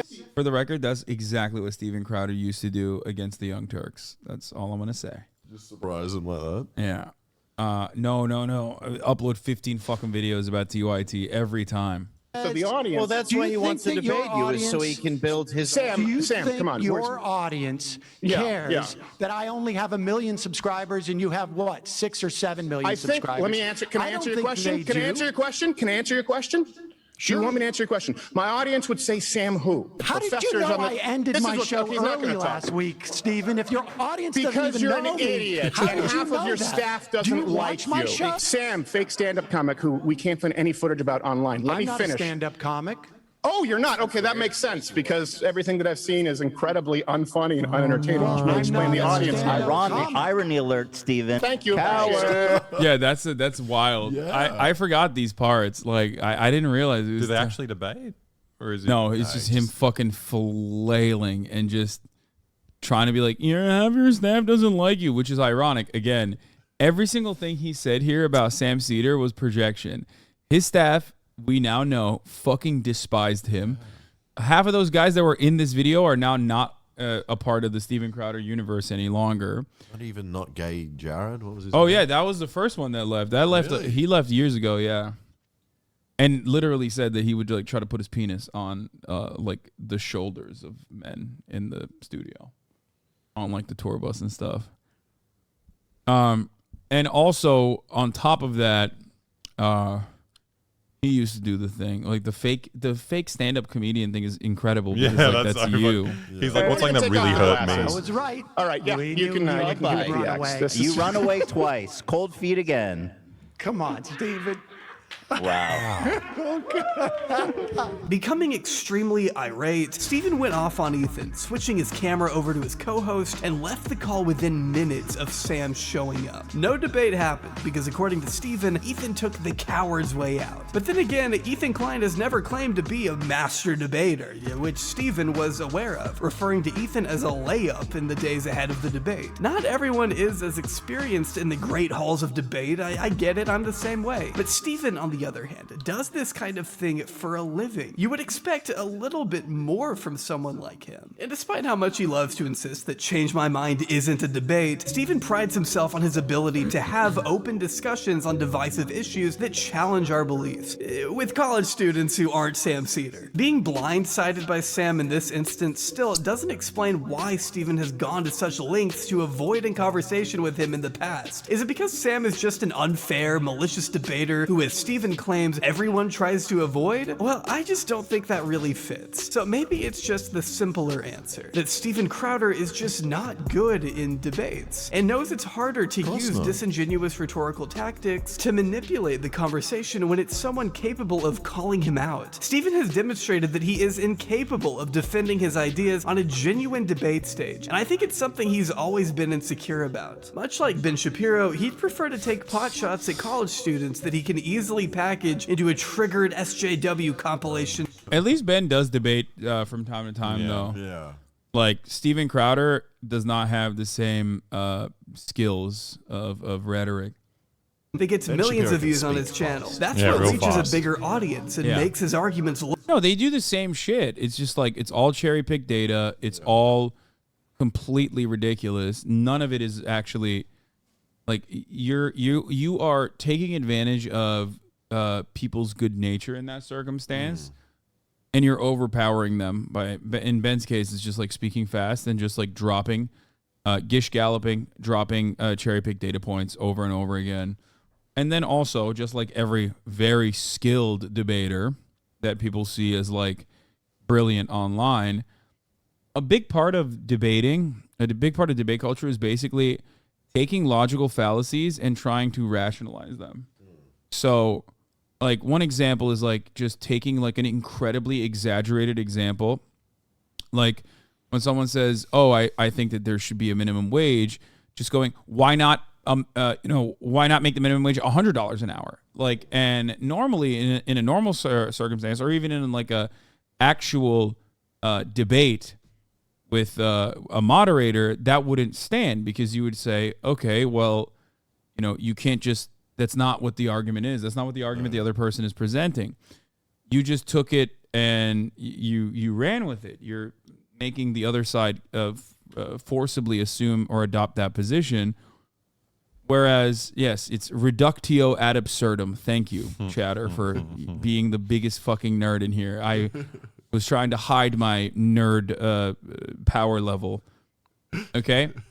But although that is a logical fallacy that would not be utilized in an argument where there's a moderator, debate lords take advantage of having no real moderator that understands logical fallacies and will turn around and rationalize it and be like, well, why not? Like, I'm just trying to understand your logical boundaries. And it's like, no, you're not. You're trying to belittle your interlocutor. That's all you're doing. You are trying to belittle their position by advocating for an argument, or claiming that they're advocating for an argument that they never made. So just remember that. That is like what the majority of the debate lords online do. And then their audiences will then follow along with that narrative and will make it seem like you assumed a position that you never actually said. Kind of like what the chatters were doing earlier when we were talking about the Jonah Hill shit, right? Putting words in your mouth, clipping something out of context, and then running along with it. And that's why they're unbearable fucking losers for the most part. That's it. See, this guy probably is a debate pervert. He said bad example. The irony is that bad example that he's talking about is one that Ben Shapiro has literally made. I know that is one that Ben Shapiro has literally made. I've used it in the past, as a matter of fact. I've pointed to it. So you're wrong. It is actually a very good example. Okay? It's a very good example because it's one that Ben Shapiro has quite literally made in debate. Okay? And everything that you do going forward will only out you further as a debate pervert, a debate pedophile, if you will. See, you're doing it. You're doing it right now. No, I'm not. I have other reasons for saying it. I will not elaborate. Look the best, after all. But at least Ben actually has real debates sometimes. Speaking of which, why don't we check in on how these two besties are doing now? Well, folks, I'm sure many of you have seen the controversy that has broken out between, I would say, our former friend, Steven Crowder. I'm personally insulted. Just because the whole segment ended up being you fighting people who didn't agree? Okay, shut the fuck up. By Steven's behavior here, it You're really still doing is it. one of the ugliest things I've ever seen. Oh, well, that's sad to hear. Steven and Ben used to have such a close bond. Yeah, they were so cute together. Lawyer present? Do I need a half Asian builder? Oh, just copping a peek! These two have always had a long history of genuine friendship under their belt. One that predates online fame, with Ben Shapiro being Steven's first Ben wouldn't lawyer like who him. helped him negotiate his original doesn't seem deal to like with the Fox cheap jokes News. in the That's same how way. far back they go. They've helped each other out more than a few times professionally, which is why they effectively split the conservative community in half at the beginning of 2023 with their falling out. There's a lot of petty gossip to get into here, but trust me, we're gonna go over all of it. So sit back, relax with a steaming mug of Black Rifle coffee in one hand and your baby Matt Walsh plushie in the other, and let's get into it. Those are real things, the baby Matt Walsh plushie. On January Oh, and the black 17th rifle. of this year, Steven Crowder published a 27-minute video ominously titled "It's Time, to, stop, to his main channel of almost 6 million subscribers. That to his with wife? no conventional intro, no jokes, and no cringe. Yeah, that wasn't his decision. No, he said it's time to stop going out to get groceries when I need to go to the gym. Because there's dudes out there. There's other dudes out there. What if they're hotter than me? Yeah. Fellas, if you let your wife go out to get groceries while she's 8 months pregnant, when you're supposed to go to the gym, she might be out there fucking dudes. Yep. Okay? Is this your child? You don't even know. No, it happens. Yeah. It happens. Yeah, 70% chance she's getting railed. Okay? The music video, thank Christ. Stephen has almost a somber approach in making vague allusions to a conversation that he admits he's actively avoided. This has been a long time coming. This is a conversation that I've actively avoided, sidestepped, and I've hoped and prayed that it not be necessary behind the scenes for a long while, but that's no longer possible. This has to stop, or I'm going to have to stop. This may just not be for me anymore. Yeah, that's pretty intense, huh? Stephen has spent his entire adult life. It was so dramatic. And then when the reveal, oh God, that was such a fun week. Because the reveal was that he said no to $50 million.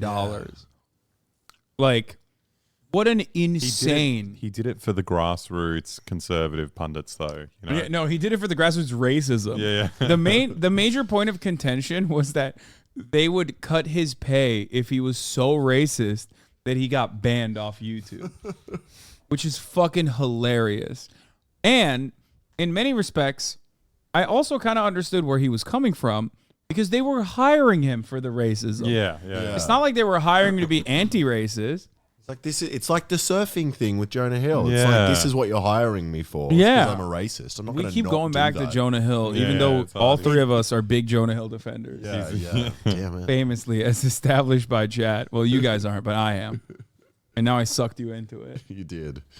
Yeah. All your If there's Jonah a Hill defending political was making me commentary- nervous in the corner. Yeah. What could possibly be so serious that it makes him question his future in the industry? For the first time, I have to say that I believe many of those in charge in the right-leaning media are actually at odds with what's best for you, the viewer, the customer, and more D2C importantly, racism. the country. Oh, shit, here we go.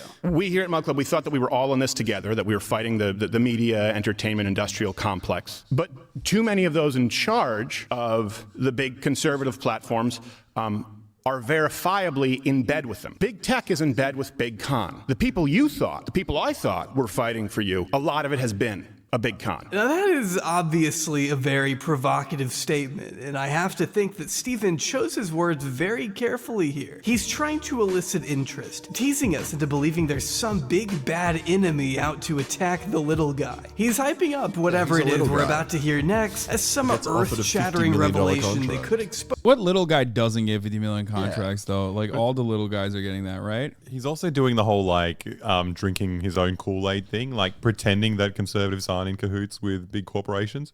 He's like, Oh, yeah. these guys and big tech are, like, together. Oh, It's like, yeah. no, you're the only one who's saying they're not. Like, Yeah. Yeah, no, they absolutely are. He was a truth teller in many respects. yeah. Yeah, I love that conversation because there was like correct statements being expressed on both sides because they just like hate each other now. They were just like flinging shit by just like outing very like well-known talking points.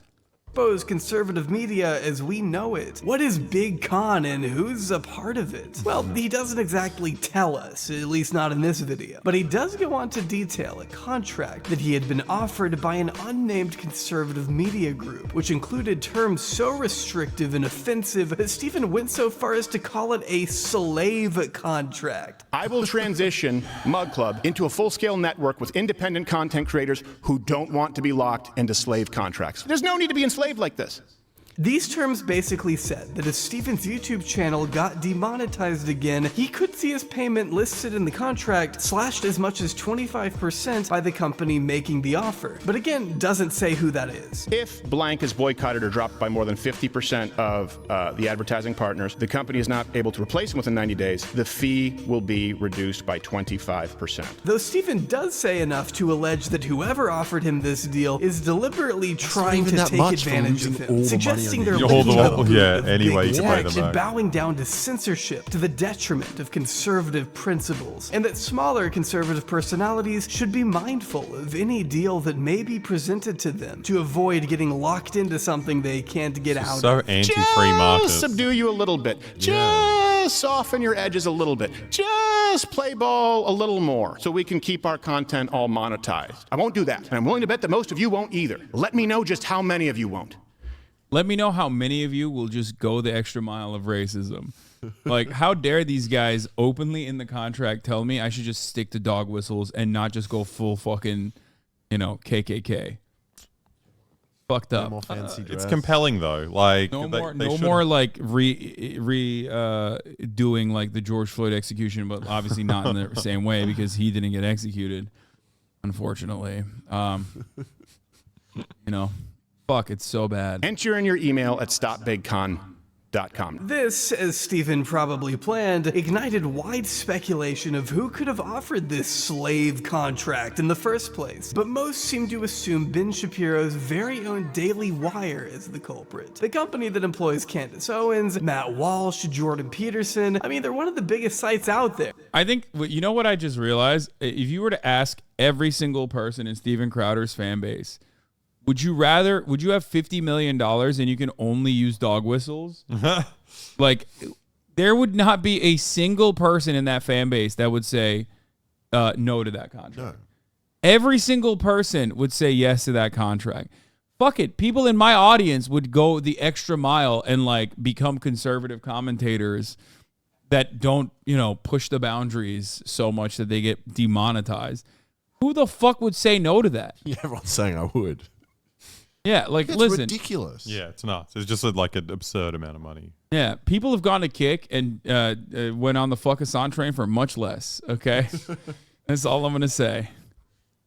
And as confirmed by their CEO, Jeremy Boring, in his own video the following day, the Daily Wire had in fact approached Stephen with this lucrative contract they believed was not only fair, but grossly misrepresented by Stephen in his video. Now, if there's anything I know about Jeremy Boring, it's that he lives up to his fucking name. So I'm going to try to get through this snooze fest as fast as we can. Something we have to understand before going further, though, is that we love Steven Crowder. Gets banned a lot. It's kind of his thing, really. He acts controversial, gets punished for it, then cries victim. It's pathetic, but you have to understand this works for Stephen's brand. It helps drive more traffic over to his own website. Making people think that you're constantly on the brink of losing your platform will galvanize them to support you in other more profitable ways. They purchase the content, you lock behind a paywall, they buy your merch, subscriptions, whatever it is. Stephen's fans are more likely to buy Mug Club when the threat of suspension is constantly looming over Stephen's brand. But losing his YouTube revenue would also mean less money is being funneled to the Daily Wire if they were to ever partner. And even though the Daily Wire would be willing to cover a lot of the financial burden if they were to lose advertisers as a result of Stephen's controversial segments, as a company looking to make money, they still have to consider their own best interests. And that's all this was meant to accomplish. You say... Yeah, that's kind of capitalism, isn't it? Yeah. Just free market. When you think about it. Interesting that Steven Crowder all of a sudden is like pro-labor rights. Insulate me from the... No, he wants labor rights for racism. Yeah. That's it. It's like, it's kind of fucked up. Racist. Yeah. Well, it's the same in the end anyway, because you're still telling him, if you say something YouTube doesn't like, we're taking away your money. Well, no, if YouTube would be the one taking away the money. We're just saying that we can't bear the entire brunt of that. After all, as Forbes outlines, the Daily Wire is one of the biggest outlets on Facebook by a wide margin and appears on the top 10 Apple podcast charts. They can't... It's because of how censored they are, though, really. That's totally what's going on. Kaya, get down. Get down. Aww. Down. It's so hard. Oh, yeah. She did a... That She power. looks so defiant. She looks so fucking defiant when I tell her to get down. What are you looking at? No. Just a pounce now.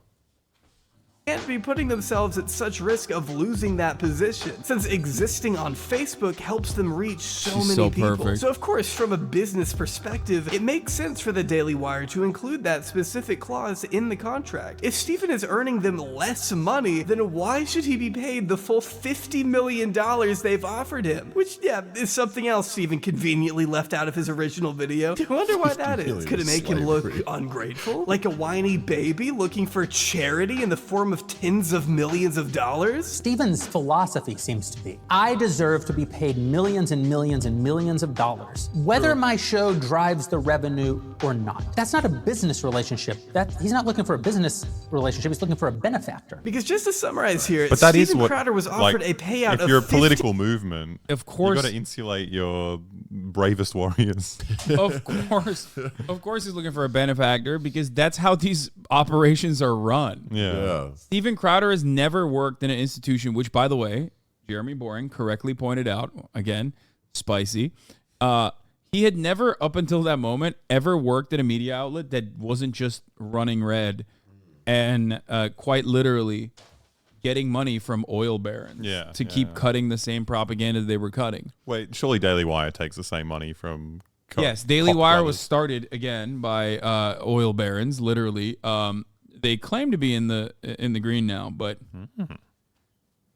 I don't believe it. Well, they opened their own oil wells. Probably because they didn't pay Stephen $50 million to join the show. I think that more content creators, even the ones who don't get involved in politics, should talk about how this freak says the most vile shit without getting a real meaningful punishment. But if anyone else says bitch in the first 30 seconds of their video, they might get their channel deleted. Yeah, it's really fucked up. YouTube monetization is so fucked. The fact that Steven Crowder can be monetized, and yet like most of my videos that I make are unmonetized after a day until I fucking complain publicly on Twitter, and then there's already been a manual review, by the way, and then they magically get remonetized is so frustrating. Ours don't even, when they're manually reviewed, they still get rejected. Yeah, no, that's what I'm saying. Yeah. I get manually reviewed, they reject it, and then sometimes I'll go back to YouTube and I'll look at the YouTube and I'm like, what the fuck is going on? There's like 11 videos in a row have been demonetized. Like, and not all of these are like really spicy subjects either. What is happening here? And then I'll tweet about it and then they'll magically remonetize again. Just digging into your back. It's awesome. $50 million over the span cute. of 4 years, with a guarantee of a little under 200 episodes per year, which equates to only 4 90-minute broadcasts a week, not to mention a 4-week minimum vacation. That's what Steven calls a slave contract. But Jeremy was quickly backed up by the Daily Wire's biggest personality, and Steven's own former best friend, Ben Shapipi, on Twitter. My coochie pink, my booty hole brown. As well as his own broadcast later that week. It was only after this exchange that Stephen brought out the big guns, publicly releasing a phone call between him and Jeremy Boring that Stephen had recorded without the CEO's knowledge. Motherfuckers who say I didn't want to do this are always motherfuckers who wanted to do it, by the way, straight up. I guess this was supposed to prove how unreasonable and slimy Jeremy was being, but he kind of proved the opposite just by being this much of a snake, I think. Let's say it's a kid who comes in with 500,000 YouTube subscribers or something like that, 100,000. Let's say it's some other kid you're paying 6 figures to come in and do it. There's not the penalty of the demonetization or if they're removed from iTunes, Apple, YouTube. Yeah, sure there would be. If making money off of those platforms is part of how you're justifying the salary you're paying someone, then or the fee I keep saying salary, the fee you're paying someone, then when those go away, everybody loses money. You can't pay the same amount with less revenue. How about you create a different business model? Even when you listen to the call itself, Jeremy sounds anything but uncharitable to Steven, politely explaining his company's position while Steven moans about wanting to be more offensive than what the Daily Caller will allow. If he really wants to be a provocative idiot, then he needs to accept the consequences that Steven's could YouTube channel follow is as a not result. making They're $50 still million, willing to work with No, him, no. even in the event that he... Insane. I mean, Mug Club or like the merch? No, not even with the fucking no, Mug Club. No. No Nor. They're getting a lot better since you went to France. I don't know what happened over there. I learned. No, that's it's insane. Of course, they're not making 50 million. And even if with a 25% cut, 37 million, still way more than his channel's making. So what is he complaining about? 100,000%. Yeah, but what about the little racists, huh? Yeah. You know, think of the grassroots. That's what is like genuinely fucking frustrating. Mug Club probably makes like 10K max. No, it probably makes more. So much. I reckon. But I doubt that Steven Crowder makes. I reckon he would make. I don't think he makes more money. Yeah, I don't think he makes more than I do. I don't think. Yeah, I reckon he would make a lot from Mug Club, but that's probably all cancelled now. Like, no, he Mug still Club's has his it. own thing. Yeah, he still has it. But maybe people don't like it. Before though, Mug Club was like under the Blaze banner, so it was just like all the money was going to the Blaze. So he wanted to make it his own thing. What I'm saying with Mug Club and like Black Rifle Coffee, when did like conservatives become like those like really lame millennials that like don't talk to me until I've had my coffee kind of go? Yeah. Like it's such a weird branding. Yeah, you don't understand. That's like these are big badasses, dude. These are veterans who say racist stuff.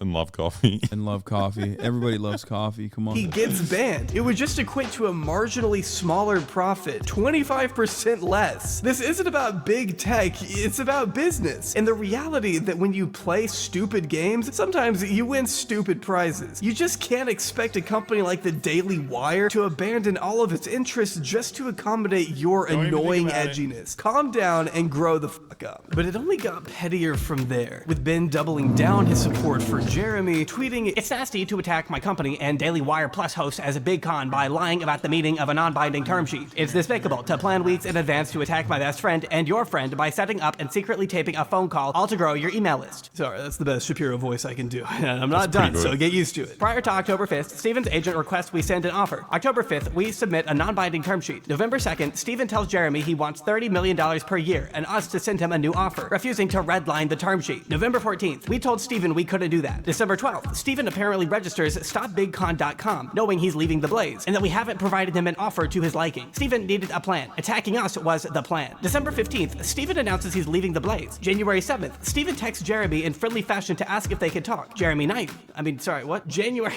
Steven calls Jeremy and secretly tapes him. This means 96 days elapsed between when he received the term sheet and when he secretly taped Jeremy. And it means that 36 days elapsed between when he decided to attack Daily Wire and Jeremy by purchasing Stop Big Con, and when he called Jeremy to tape him. Grouse. Once more, if you actually care about the supposedly horrific non-binding first offer term sheet offering $50 million for 4 years, Jeremy reads it line by line here. It is quite simple. If your show loses money, you lose money. This is how capitalism works. You know who knows this? Steven Crowder. That's why he has a piss off YouTube segment in which he deliberately does not say the things that will get him kicked off of YouTube and directs people behind his paywall. He must be a shill for YouTube or something. Okay, that's it. I'm done. Sorry. I had to, okay? For the first time, I think, ever, Ben was publicly duking it out with the man he had started a career alongside. And he wasn't alone either. The Daily Wire's own Candace Owens referred to Steven making a total bitch move. And Jordan Peterson originally sided with Steven, tweeting out Steven's initial video before deleting it as soon as he realized it was about the company that employed him. Good save there, man. The reality is that Steven benefits from big tech just as much as the Daily Wire does. Without mainstream platforms like YouTube and Facebook, these guys wouldn't be able to have such an empire of their own. These sites may have basic rules on what they'll allow, but Steven cannot deny they make it possible to run and operate a brand outside of the conventional networks that are usually far more predatory than what the Daily Wire was offering. As journalist Danny DiPlacido put it, Crowder, Shapiro, Owens, and Peterson all use the platforms of big tech to boost their brand and become wealthy, powerful influencers, all while bitterly complaining that the odds were stacked against them, while the millions of dollars floating around in the conservative media sphere tell a radically different story. The nerve of Steven Crowder to complain about such a generous contract contract from the comfort of his cushy job as a mouthpiece for the Republican Party. Oh, It's yeah, where are ironic, the fucking, especially where are the big considering what else we benefactors? would learn about Stephen's business Xi Jinping, where are practices you? over the following months. But this all only came to light after a series of allegations that shined a light on Stephen's more impulsive personal side, putting him at further odds with an audience that was already beginning to turn on him. Stephen has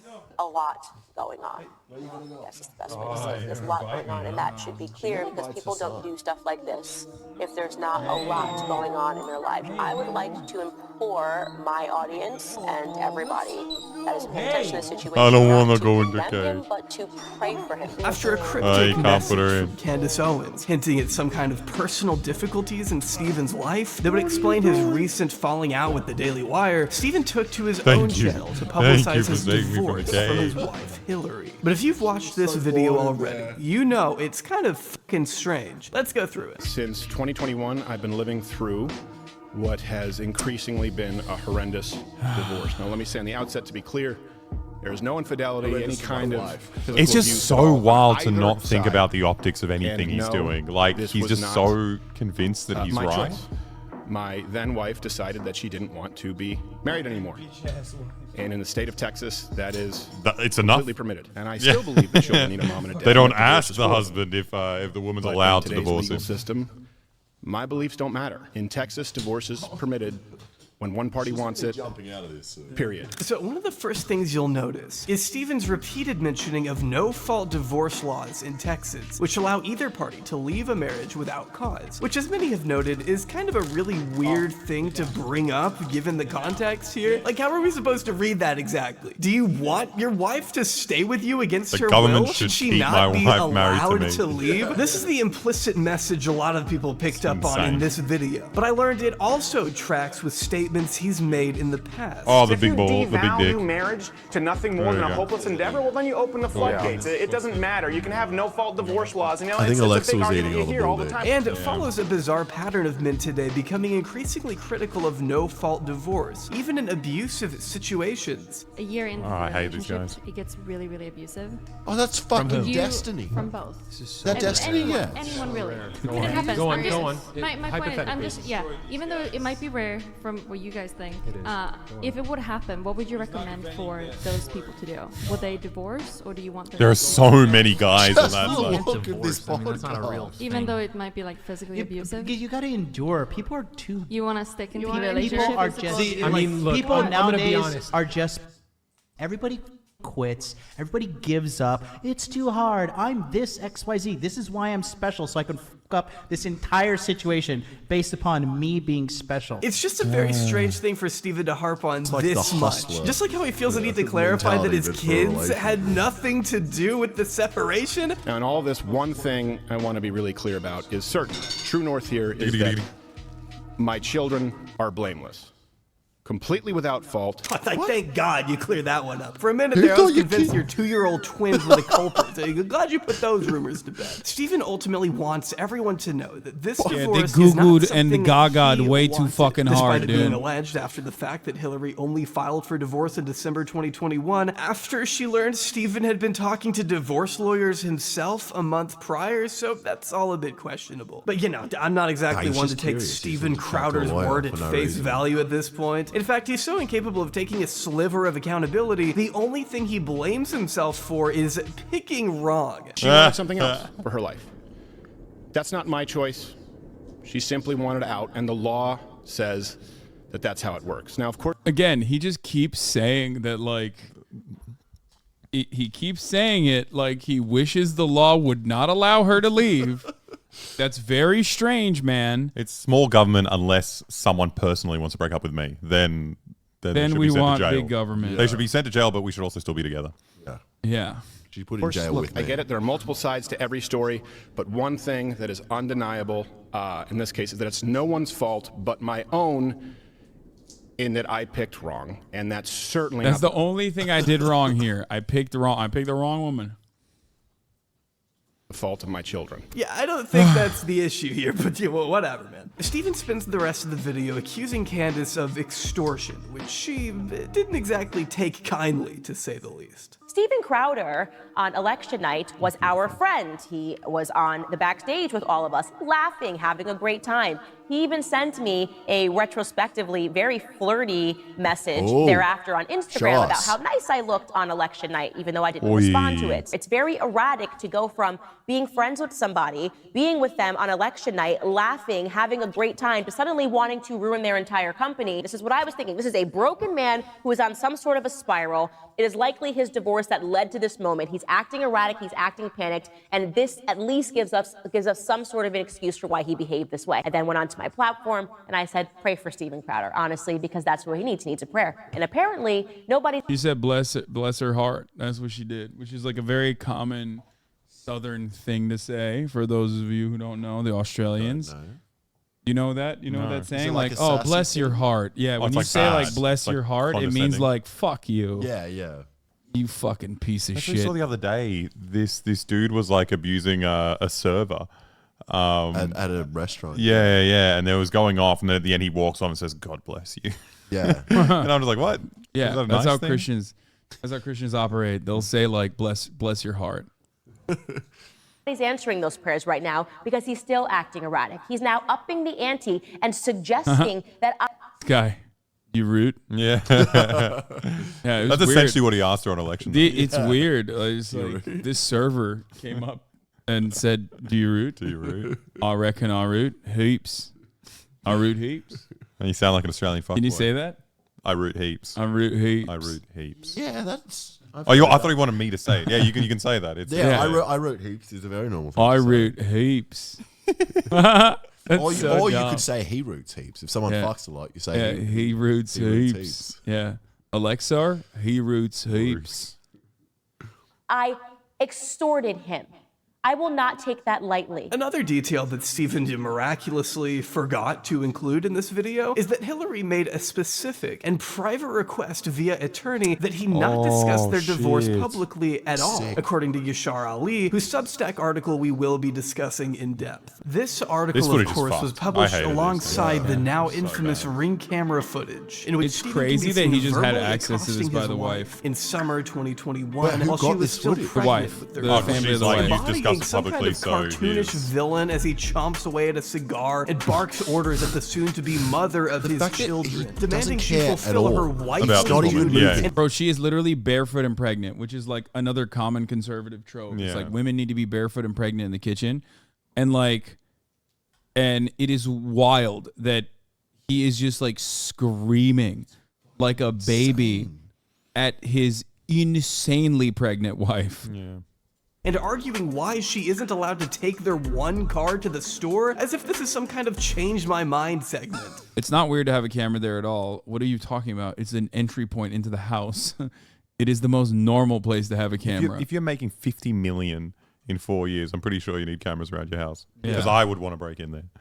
Yeah. Allegedly. Or break in there and stay there for months. Yeah. And then never That's leave. a better way of doing it. If you refuse to do wifely things, then I will go pick up the groceries. There's no groceries. I do have Steaks, wood pellets, my grill. My grill. I need to grill.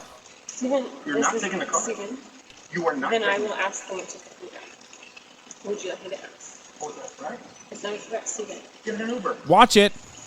Okay, Steven, I can't. You want to walk out right now? Listen to me. I can't go to the gym. I can't go to my parents. I can't call my friends. I can't be home. You're gonna take the car and leave me here. Hillary, just think of how boxed in you've made me. What do you need me to pick up? I'll get it. I'll be back when I'm back. No, that doesn't work either. You'll be back when you're back. Oh God, I love that. No, it's so sick when he says that doesn't work for me either. It's so good. I'm boxed in here. Yeah, a fully grown man in his garage. Yeah, blowing cigar smoke on my incredibly pregnant wife's face. You're boxing me in, Hillary. It doesn't work for me either. Fucking hell. That cartoon things where he blows smoke in his wife's face. Every Redditor in response to this video said, I hate Steven, but we can't make conclusions from an out-of-context video when this came out. Oh, my God. Yeah. Yeah, I want to see how he abused her after this as well. Yeah. Okay, listen. This is a little bit more open and shut than the fucking Jonah Hill shit. Okay? Like, what the fuck are we doing here? You know what I mean? This is like an established relationship, a marriage. Him literally pushing every Redditor and XCC. Yeah, okay, I don't care. Listen, there's enough context here. Like, this is not out of context. Even the Jonah Hill shit wasn't out of context. It was in context. How the fuck does this guy make so much money and still can't get another car? I am on CenturyLink and I have 2 cars. Okay, first of all, Centrelink. Shout out to Centrelink. What is it Aussie? Yeah, it's the Australian welfare. It's like youth allowance, job seeker. See, these But those are all fucking- Australian terms. These fucking guys on the dole, they got 2 cars, mate. Yeah, exactly. Fucking, Next on a current affair. Yeah. The dole bludger buying 50 cars. Oh, dude, we gotta watch current affairs more too. Oh, there'll be so many dole bludger ones. Yeah, and dole bludger. Well, didn't you just say that? No, I said on the dole. Oh, yeah, He's dole on the bludger is fucking like dole. a guy who doesn't want to work and just gets welfare. You know and who I lives like heard a that king. from? That term for the first time? The dole. No.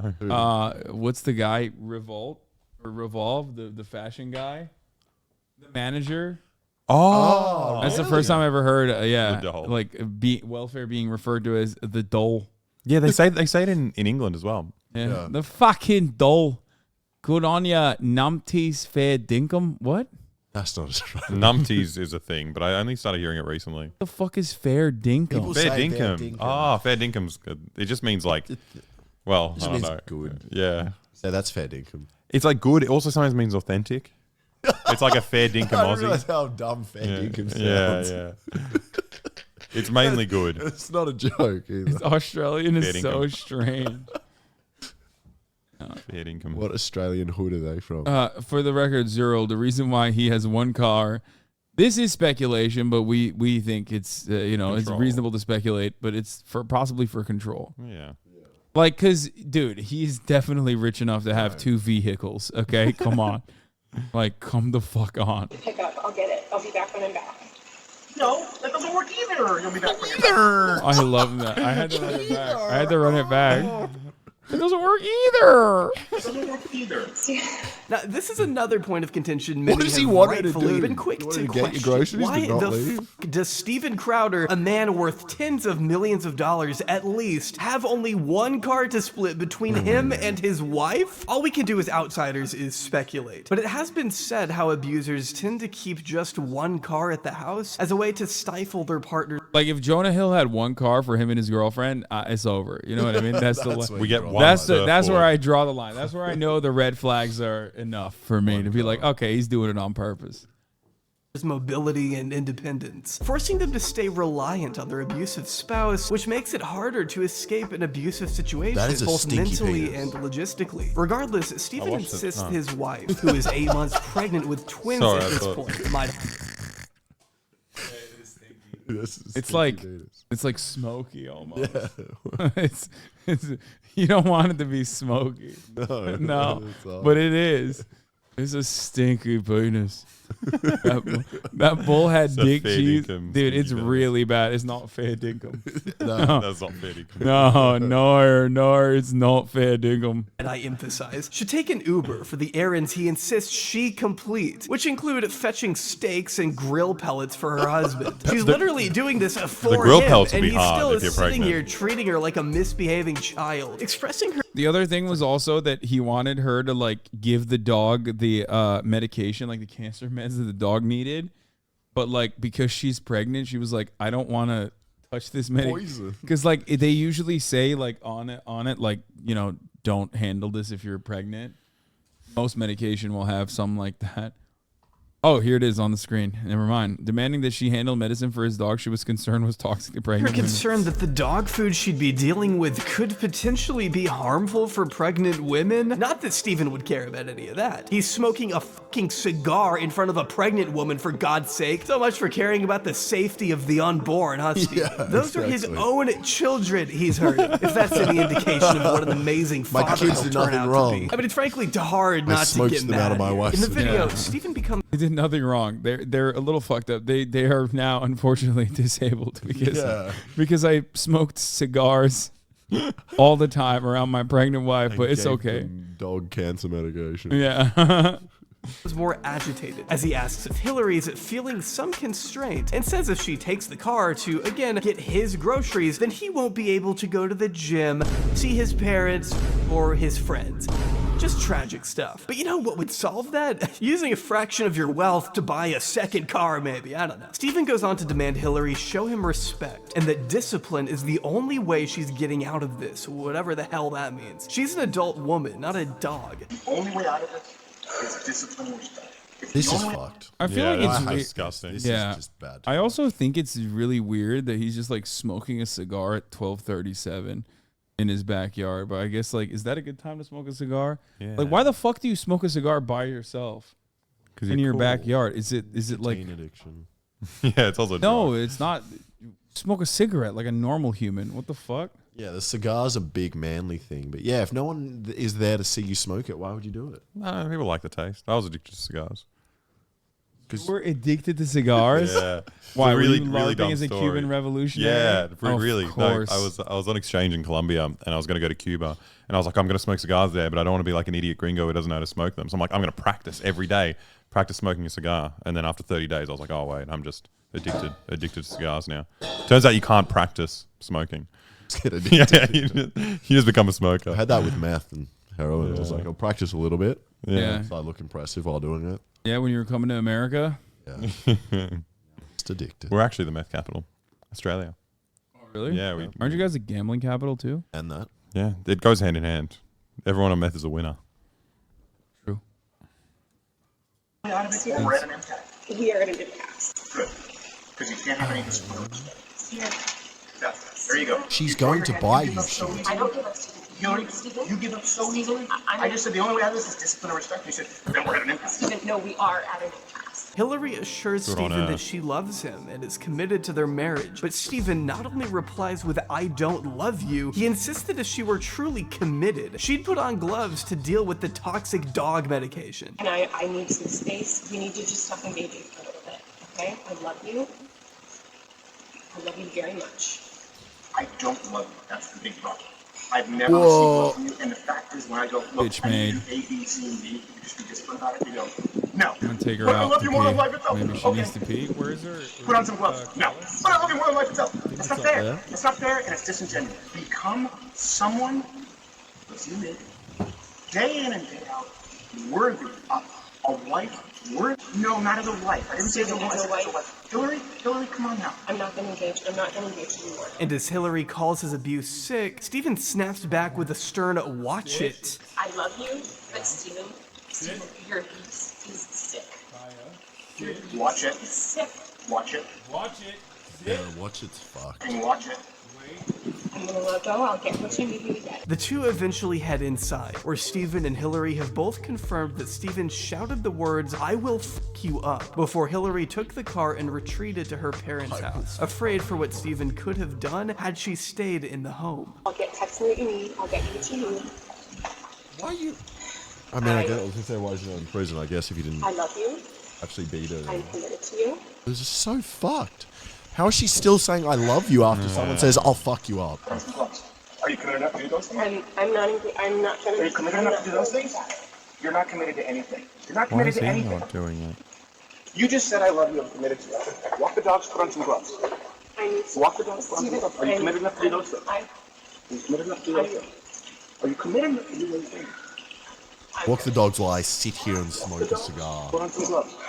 Are you committed enough to get the medication the dogs take? When approached for comment, Hillary's family issued the following statement to Yashar. Hillary is currently living alone in Dallas, apart from her family and support system in Michigan, and is focused on taking care of her young children. She is not prepared at this time to speak about her divorce becoming public or the misleading statements made by Stephen about their relationship. The truth is that Hillary spent years hiding Stephen's mentally and emotionally abusive behavior from her friends and family while she attempted to save their marriage. She was the one who was asking to work on the relationship to keep the marriage intact for their unborn children. In June of 2021, Stephen left their home to pursue elective surgery. Hillary urged him to get the help he needed to address his abuse with the hope that their marriage could be saved and that they could peacefully live together as a family. Instead, Stephen refused to do so and chose not to be with his wife during the birth of their twin children. After the birth, Stephen bought a townhouse and left their home permanently. Hillary was unaware that Stephen had hired a divorce attorney and asked his assistant to cut Hillary off financially. There is significant documentation substantiating these facts. We hope that Stephen will cease speaking publicly about his personal matters in an untruthful manner. We also look forward to there being full transparency in the legal process, so there is fairness and accountability for the actions that caused the divorce, and to ensure the outcome is what is in the best interest of the young children. Stephen's response to this leak is pretty much what you'd expect, that his words were taken out of context, and that the footage we saw was deceptively edited, something that Stephen has had plenty of experience doing. Look, broken marriages are ugly,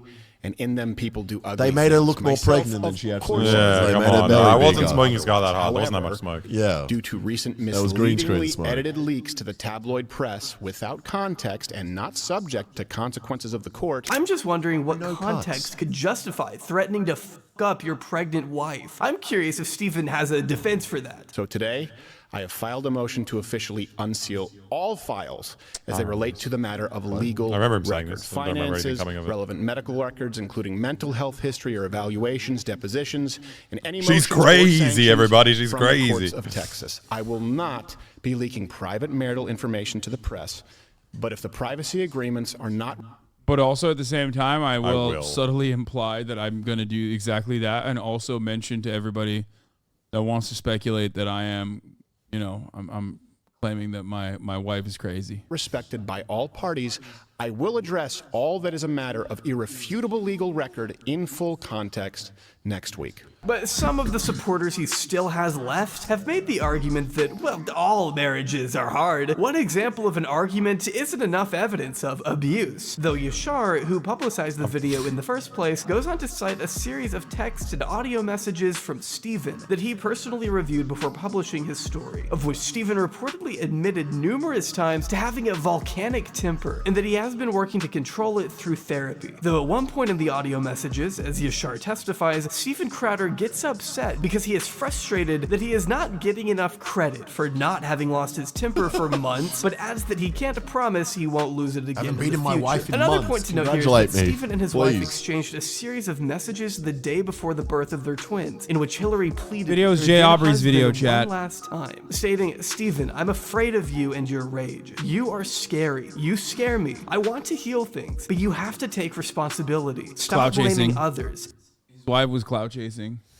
Who amongst us hasn't been in a deadlocked in a relationship for years and years and have many children, or I mean have carry the twins of the guy only to serve the top of the hour ad break, which goes to the top of the hour. It's hard to do this while also trying to fucking maintain control of this fucking demon in the background. You know what I mean? Dude, good work on putting that. Would hurt your back. It hurts. It hurts my back a lot. Yeah. Kyle, Down. Down, Kyle. Not down. Kyle, down. Top of the hour ad breaks scare me constantly. Yeah, me too. Me too. Yeah, eat the penis. Eat the penis. Oh, look at the penis. Where's the penis? Oh, don't even touch it, dude. Oh, God. Nope. She's like, nope, God. not interested. Or. Too stinky for her. Yeah. She loves that stinky shit. Anyway, I'm afraid of the top of the hour ad break as well. when I'm not a subscriber. But if I'm a subscriber, it doesn't matter. Here's the 3-minute ad break now. Stop feeling pain and sadness only for yourself. Almost But it's not done. like this is the only instance we have of Stephen losing his temper and flying off the handle. I know, but I'm trying to do promotion right now. Steven, let's go live. Let's make this the best show ever. Is this already live? No, but I'm You have no idea what I could have been doing, and that camera's turned on? Well, yeah, but That's the why way you get in trouble, Brian. But you move That's like why you get in trouble. you move like a jungle cat. If his own show doesn't indicate he's prone to random emotional outbursts, maybe you'll take the word of his former employees. Shortly after the Ring camera footage was published, the New York Post, of all places, reached out to a handful of current and ex-employees, 10 of which outlined an alleged pattern of abuse, not particularly out of line with the leaked footage we just saw. While most of these names are anonymous thanks to NDAs, one former employee stated they weren't shocked, but that it was pathetic what he did to Hillary, telling the Post, "This might not be the Steven you see on his show, but that was the real Steven." These individuals claim he ran an abusive company, screamed at employees, including his dad, impulsively gave the order to fire random people over Discord, made his underlings complete personal tasks like wash his laundry, and yes, Steven also had a fun little habit of I'm so shocked to find out that like a guy whose commentary revolves around treating employees poorly and who like hates labor unions so much he got punched out by a union organizer. That guy is bad to his workers. Surprising. This is surprising. What's next? Are you going to tell me he's abusive to his wife? Mr. Traditional Values? Come on. Come on, dude. Yeah, a lot of these motherfuckers like hearing these things, but don't actually enjoy it when they actually see what it's like in the real world. You know what I mean? Very weird. Exposing his genitals to his pals. And I don't even have to say allegedly to this one because it's something he's literally done on camera. But hey man, it's a joke. It's all a joke. It's funny. The only funny thing in this scenario is that dick's Steven funny, keeps come willfully on. Yeah, I got a funny shaped dick. he has to show his balls to somebody. It says, quote, Crowder was known to expose his genitals to staffers. Well, hold on a second. Yes. Yeah, well, yes. Just wait. I mean, that did happen. I mean, what are you talking about? The Terminator The 2 joke's sketch? gonna be he 'Cause doesn't remember have the pants nudies on didn't right fit? now. oh, Was it that one, right. Sam? Yeah. Well, now there Was are... it the ET ones through the cornfields where we had to run naked through Yeah, the you cornfields? were naked in that one. Yeah, We were naked in that one, too. That was a good one. That was at night, though. Was it Gay Captain America? But you know you didn't have to make the skit, right? No one's forcing you to drop trowel around your fellow straight guy friends. I mean, something's going on here. Especially when most of these claims were not a part of any sketches. A grand total of 6 separate employees told the Post about incidents they witnessed firsthand, with one citing a specific moment in a van coming back from a 2018 event in Illinois where Jared was asleep in the last row. Steven was in front, and he was joking about what he was going to do, the staffer recalled. He climbed over and dropped his junk on top of Jared's shoulder, going on to That's list not another gay, instant- Jared. That's the guy. He's like, come on, you're gay, so you love this, right? I mean, Was he whatever. a frat guy? What was his like? I don't think so. He's just Canadian. No, he was just, dude, he was just doing that because, you know, he was like, haha, I bet you like that, don't you? Yeah. Gay guy. I mean, yeah, my dick's getting hard right now thinking about how funny it is to put my dick so close to your face.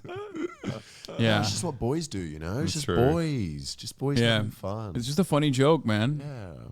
I don't get it. I don't know what you're talking about. It's where Steven exposed himself to not gay Jared in 2017 during a video shoot. But these employees continued. Another one describing a time they witnessed Steven put his testicles on his longtime friend John Goodman, who shook off the incident and did not return the post. So this is the same John Goodman? No, it's not like the John Goodman. Oh, okay. I was just like, what the fuck? Yeah, What's dude. this How is he crossover? friends with this guy? Fred Flintstone? Yeah, John Goodman works for the Daily Louder with Crowder. He comes A in fourth just so he can put his employee also testicles on alleged him. they saw Steven expose himself to his former co-host, Dave Landau, at a conference table. It was childish, but then I found out it was something he did. At first, I took it as him trying to be friendly or one of the guys. Now I see it was a power play, the witness stated. Adding, if your manager at Red Lobster did this, it would be national news. A lot of these employees contend Steven surpassed the title of just a tough boss with the way he ran things, being called an unreasonable micromanager who is not only capable of working every angle of your emotions, but would send out unrealistic assignments after hours and set people up for failure. One former employee adding, it was like a cult where Yeah, if you didn't make it, he was like, oh, it's time for the penis again. You gotta look at it. All right. I don't enjoy this any more than you do. Yeah. Got to do it as a punishment because none of us are gay. Got to do that to prove that we're so straight. We're so straight. Stare at Yeah. it. Yeah, just come on. Just Look it in hold the it. eye. Hold it with your hands a little bit. You were all in, and that he did not want you having a life outside of it, often blaming employees for projects failing to live up to his expectations. One employee telling the Post, we'd tell him things wouldn't work when a live show in 2018 didn't go as he had planned, adding, I thought surely Steven, who micromanaged the whole thing, is going to take some responsibility here. But accountability from Steven Crowder is a bit much to ask for. Steven instead decided to use the opportunity to gift each of his employees a book titled Extreme Ownership: How U.S. Navy SEALs Lead and Win. sick. We all thought we were going to get an apology. That's the right-wing We got a version of book. like It was- Jonah weaponizing therapy speak. It's him using Yeah. Navy SEAL speak to Yeah. to, No, to gaslight exactly. his friends. Exactly. That is precisely what he's doing. It's like a sitcom. His repeated tirades against his own booking agent and father reportedly made former employees uncomfortable. He did it regularly, and it was usually about failing to book someone he wanted on the show. Steven would say, I'm supposed to get stars. I mean, how can you demand respect from your employees when you continuously scream at your own father in front of everybody? I mean, you're a joke. You're being insane. One source concluding, we don't want Steven to suffer. We just want the abuse to stop. Or at least let future employees know what they're getting themselves in. They sound like libs. Yeah. Yeah, we just want the abuse to stop, or at least let future employees know what they're getting into. Like, it's so strange how when the roles reverse, it's all of you a sudden personally. you're like, wait a minute. Interesting. Which, by the way, I can only hope enough people listen to, especially considering all of the job applications Steven is throwing out on Twitter. With all things considered, it's no wonder why so many people are no longer at Louder We with should work Crowder. for him for According a to video. Dave, Steven was so obsessed with getting the last word on his show that he had a light hooked up to a button behind his desk that, when pressed, would indicate to Dave to shut up. It became a little weird because a light was put in where it was his rant button, and it was basically a Dave Don't Talk button. Wait, so there's literally a light bulb? There was 4 lights in a row.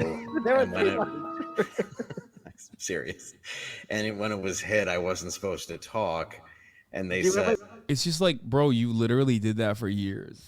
Like, he fucking owned you, you little gremlin. I'm just like, you're a whole ass divorced dad yourself, and you just sat there and ate it from Steven Crowder, who is somehow even less funny than you are, and you, my friend, are not very funny either. So, Wait, was it like a regular colored light bulb, or was it like red?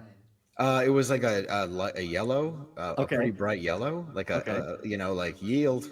So it's like off camera, but in your eyesight. Yes, and And I was. would he be the one pressing the button, or was there a producer pressing the button? He would press it. So like Mr. Burns, like he had a button under his desk or the table, and when it's Steven's turn to talk and Dave needs to shut the F up, he presses this button. Yes. Despite Dave being his literal co-host, Steven was obsessed with having the spotlight to himself. In this podcast alone, Dave accused Steven of censorship, jealousy, and intentionally stifling the careers of people he felt threatened by comedically, reinforcing a claim from another anonymous source who insisted Steven's sentiment of wanting smaller conservative voices heard was hollow. If you were funny or talented, he squashed you. Steven's weird attitude towards Doesn't Dave care. Landau became so unnecessarily strained, eventually reaching a breaking point that Dave could only describe as venomous, when he supposedly uttered the words, "I own you," to his once co-host and apparent friend. And my phone rings. And, I don't want to go greatly into the conversation between us, but it was. He's like, "Do you still want to be on Louder with Crowder?" And I said, "Not at the moment." And he starts going off on me, and now there's a ton of people in my apartment who can hear it. Wait, he's literally raising his voice? He's screaming at me. Okay, so literally raising his voice, not just being stern, like to the point where it's audible. It's audible, yeah. Yes. Okay. Yeah, it's started stern, but then it got into telling me that he owns me, and In those words? Yes. Wow. But he did. Yeah. He did. That's the system. True. That's what Yeah, you guys you're love. fucking And he loved cucked. it. That's not taking the spotlight. Like, he hasn't let these guys talk. Yeah, famously, I'm always. You know like, he has lines. Yeah. There you go. I do. I turn it on. I'm constantly flickering at them, but they never follow. It's fucked up. Oh, lights on. Yeah. He owns me. It was just. It was. It's funny because like there's enough schizo haters in here that like some of them now believe that for the rest of their lives, like they're gonna go along with that as a narrative. Venomous, and I don't know what he was going through at that point, and I just was like, dude, it was all this projection coming at me. Was this the first time he had yelled at you? In that way, yes, where it had come out where I saw a different person that I had heard rumors about. I understand that there's going to be a touch of narcissism to anybody who's sort of. We're not bored. Yeah, I'm telling them. I'm hitting the tell them you're not bored button right now. I'm not bored. I'm not bored, and I love Hasan. He's very handsome. Dude, they wanted to be on the stream. Yeah, we forced our way in here. I did not ask them because I always feel self-conscious. Like I feel like I'm, working them. I love it. You're making the guy on the far right nervous again. Give him a compliment. You're so handsome. Thank you. You're doing well. You're doing well. That makes me less nervous. Somehow that makes me feel better. Yeah, my penis is out underneath this desk. Yeah. It's actually on my shoulder. It's I'm forcing them to look at it, and I keep like whipping it around. Yeah, there's just a mirror over there. Yeah. In that field, I get it, but at the same time, it was so over the top that I was trying not to laugh. And then he said, if we were going to tour together in the future, Matt couldn't do his closing bit on stage. Somehow that comes up, so you could tell there was this projection of how he was angry of how well. What are all these little things that are in the middle? Yeah, they keep popping up. The anarchist. The anarchist cookbook, like he had fucking Kim Jong-un. I love that he's like cucked by his boss, but he has to pretend that he has some kind of advantage. Like I was actually laughing, like being berated by my boss. Kind of funny because I don't know, that's not a big deal. It's not like this is my life. Me, an adult man who's like much older and actually has done stand up. I was just being berated by a less talented person. Hilarious. He told you to tell your friend who you don't own that if he's going to tour with you, he can't end on the closer that kills, that gets standing ovations. He said it was too dirty. He then this very oddly telling thing. He's like, "This is why you don't have any friends." And I was like, "What are you like?" Wait, he said that? Yeah. I mean, I'm sure the phone call was recorded, so we could always hear it. And I'm not saying that to be a jerk. I'm just saying that he legitimately records his phone calls. Stephen isn't very good at maintaining professional or even personal relationships, evidently. And whether it has to do with the bullying he received as a kid, his urge to talk over everyone in the room, or his own jealousy of those he perceives as more talented than him, once you get past all the smoke and mirrors and ignore all the culture war BS that surrounds his erroneously played up macho man persona, what else do you have left? A failed comedian turned professional crybaby, helplessly pleading to be liked by anyone who will listen. But we're talking about bullying. The reason that bullying in high school... You know what his biggest issue is? He has a fat face. Like he's in shape. He's in like decent shape, but he has a fat face, so it doesn't show.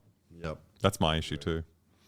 What are you talking about? You want to cut your Yeah, but I'm like crazy ripped under You're this. crazy ripped. Like my face should be true. Fishing for more compliments. Alexi, you're hotter than Steven Crowder, all right? Way hotter. Fuck yeah. There we go. Way hotter. Okay, anyway, back to what you were Takes saying. on Dua Lipa are bad. You're way hotter than Steven. I actually take that back now. Because I saw a picture of Gal Gadot. Uh-huh. And I was like, oh, she's hot. I'm like, why? Like, I should have some... You should have some consistency in my ability. Yes. Yeah. Wait, you just listed the two most beautiful women. That's on what the I'm planet. saying. I'm saying they're both beautiful. No, he saw the picture of the fucking shower photo of her that it was going. No, he sent me that. I sent I that said to no. him. Sorry. No, he said no. Sorry. Then he showed me, and I said, Alexa, look in the background on the shower. That's then why he saw that, I know she has. That's why I showed you that photo. Whoa. No, he did that reaction. That's why I showed that photo to you. No, I did. The lights on. Stop. Oh, come on. Oh, Jesus. Okay, yeah. So the shower photo changed your mind? Yeah. No. Well, I don't know if everyone's crazy about that. It's like, what, before that you assume this person didn't have sex? No, but it's like, now, like Well, how? you always knew. What do you mean? Yeah. You can imagine it more. Yeah. I don't know what it is. Yeah. Yeah. I don't know. No, it is hot. Okay, good. Wow, dude, brave, brave. Oh, did you see this? No. What about now? What about now? It's a attractive person. Okay. It's so hard. It's so hard for him to admit.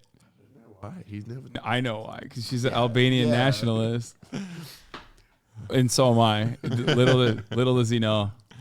Yeah, because you're all Turks. Yeah. Well, everyone's Turks. So are the Serbs. Is so unbearable, or in the workplace, for example, is because it's chronic, it's systemic. If you have a boss or a supervisor, Hope Steven you watches still this have to video. go in the next day. There's The real probably problem there is you I have just to feel like it face won't that affect bully him. every single day. There's no way to get away from it. I think he lives with himself every day, so that's like torture enough for him. You know what I mean? He knows. This is like also a deeply insecure man. You know what I mean? Deeply and undesirably insecure man. That's a big defining factor for me. Since the beginning of Steven Crowder's career, his main mission has always stayed the same, to provoke. Only nowadays, he's doing it under the transparent guise of pseudo-intellectualism, as he desperately longs for approval from a purely reactionary crowd. He doesn't possess the talent needed to make it in the entertainment industry the usual way, so instead, he had to find another way in by misrepresenting data, spreading lies, and bankrolling hatred. I personally believe these efforts are a calculated. I'm shocked he didn't put the bisexual Mr. Hyde in here. That sounds like a great bit. He has talked about it. He's like, when bisexual Mr. Hyde rears his ugly head in college. That's what he said. He had like he a has his Q&A. own. Yeah, he said he went through a phase in college. What? Yeah. That explains a lot. Yeah, I mean, it's not a phase. You know what I mean? Way to cover up his own insecurities and just be taken seriously for once in his life, even when it means limiting his debates to unprepared 19-year-olds, being a contrarian edgelord for attention, and destroying every professional relationship he's ever had. It's not a compliment when I say Steven is consistent in his beliefs, meaning he seems to live by all the horrendous shit he preaches on his garbage radio show. And where has it gotten him? Hated by all his peers and estranged from his former partner. From the information we have, it looks like Steven ruined his own marriage on account of treating his wife like property when he thinks he can get away with it. Hillary appears to have endured his abuse for years and is still facing the wrath of Steven's words publicly, like when he threatened to release her mental health records if she didn't back off. This is a person he's been devoted to for the past decade. If he doesn't respect her enough to not attack her on a massive platform, why So should she he doesn't be have a given platform. any level of respect by anyone? Steven Crowder is someone who should never be taken Like, seriously. see, he's in shape, but fat face. Interesting. See what I'm saying? But I think he also does it to himself with his like neck beard. Because he doesn't I have don't a think he shaves chin. it. He doesn't have a jawline, so he You has just to own it like Bashar al-Assad, you know? Just go out there strong. How was that the first person you thought of? I'm always thinking about the Dr. Bashar al-Assad, the Lion of Syria. And his chin. An apparent lack thereof. You don't know? He's like the most chinless guy I've ever seen. Is he? I've only seen him from good angles. Oh, yeah. You make sure your feed's sanitized. Yeah. To oblivion for his disingenuous arguments, his weak attempts at humor, and Doctor. shameless abuse of those his Christian morals teach Was he- him to was he an love and optometrist? He cherish was, right? I don't know what kind of unconditionally. doctor. Steven I think is he a was. Probably liar. the best kind. Bro, you're fake. Yeah. You're a phony. You don't even know what kind of doctor the It's Lion of best Syria kind of was. doctor. He calls him a doctor, though. So it's all. Yeah, I make sure everyone calls him doctor. An abuser and a fraud. And when all is said and done, he's just not very fucking funny, is he?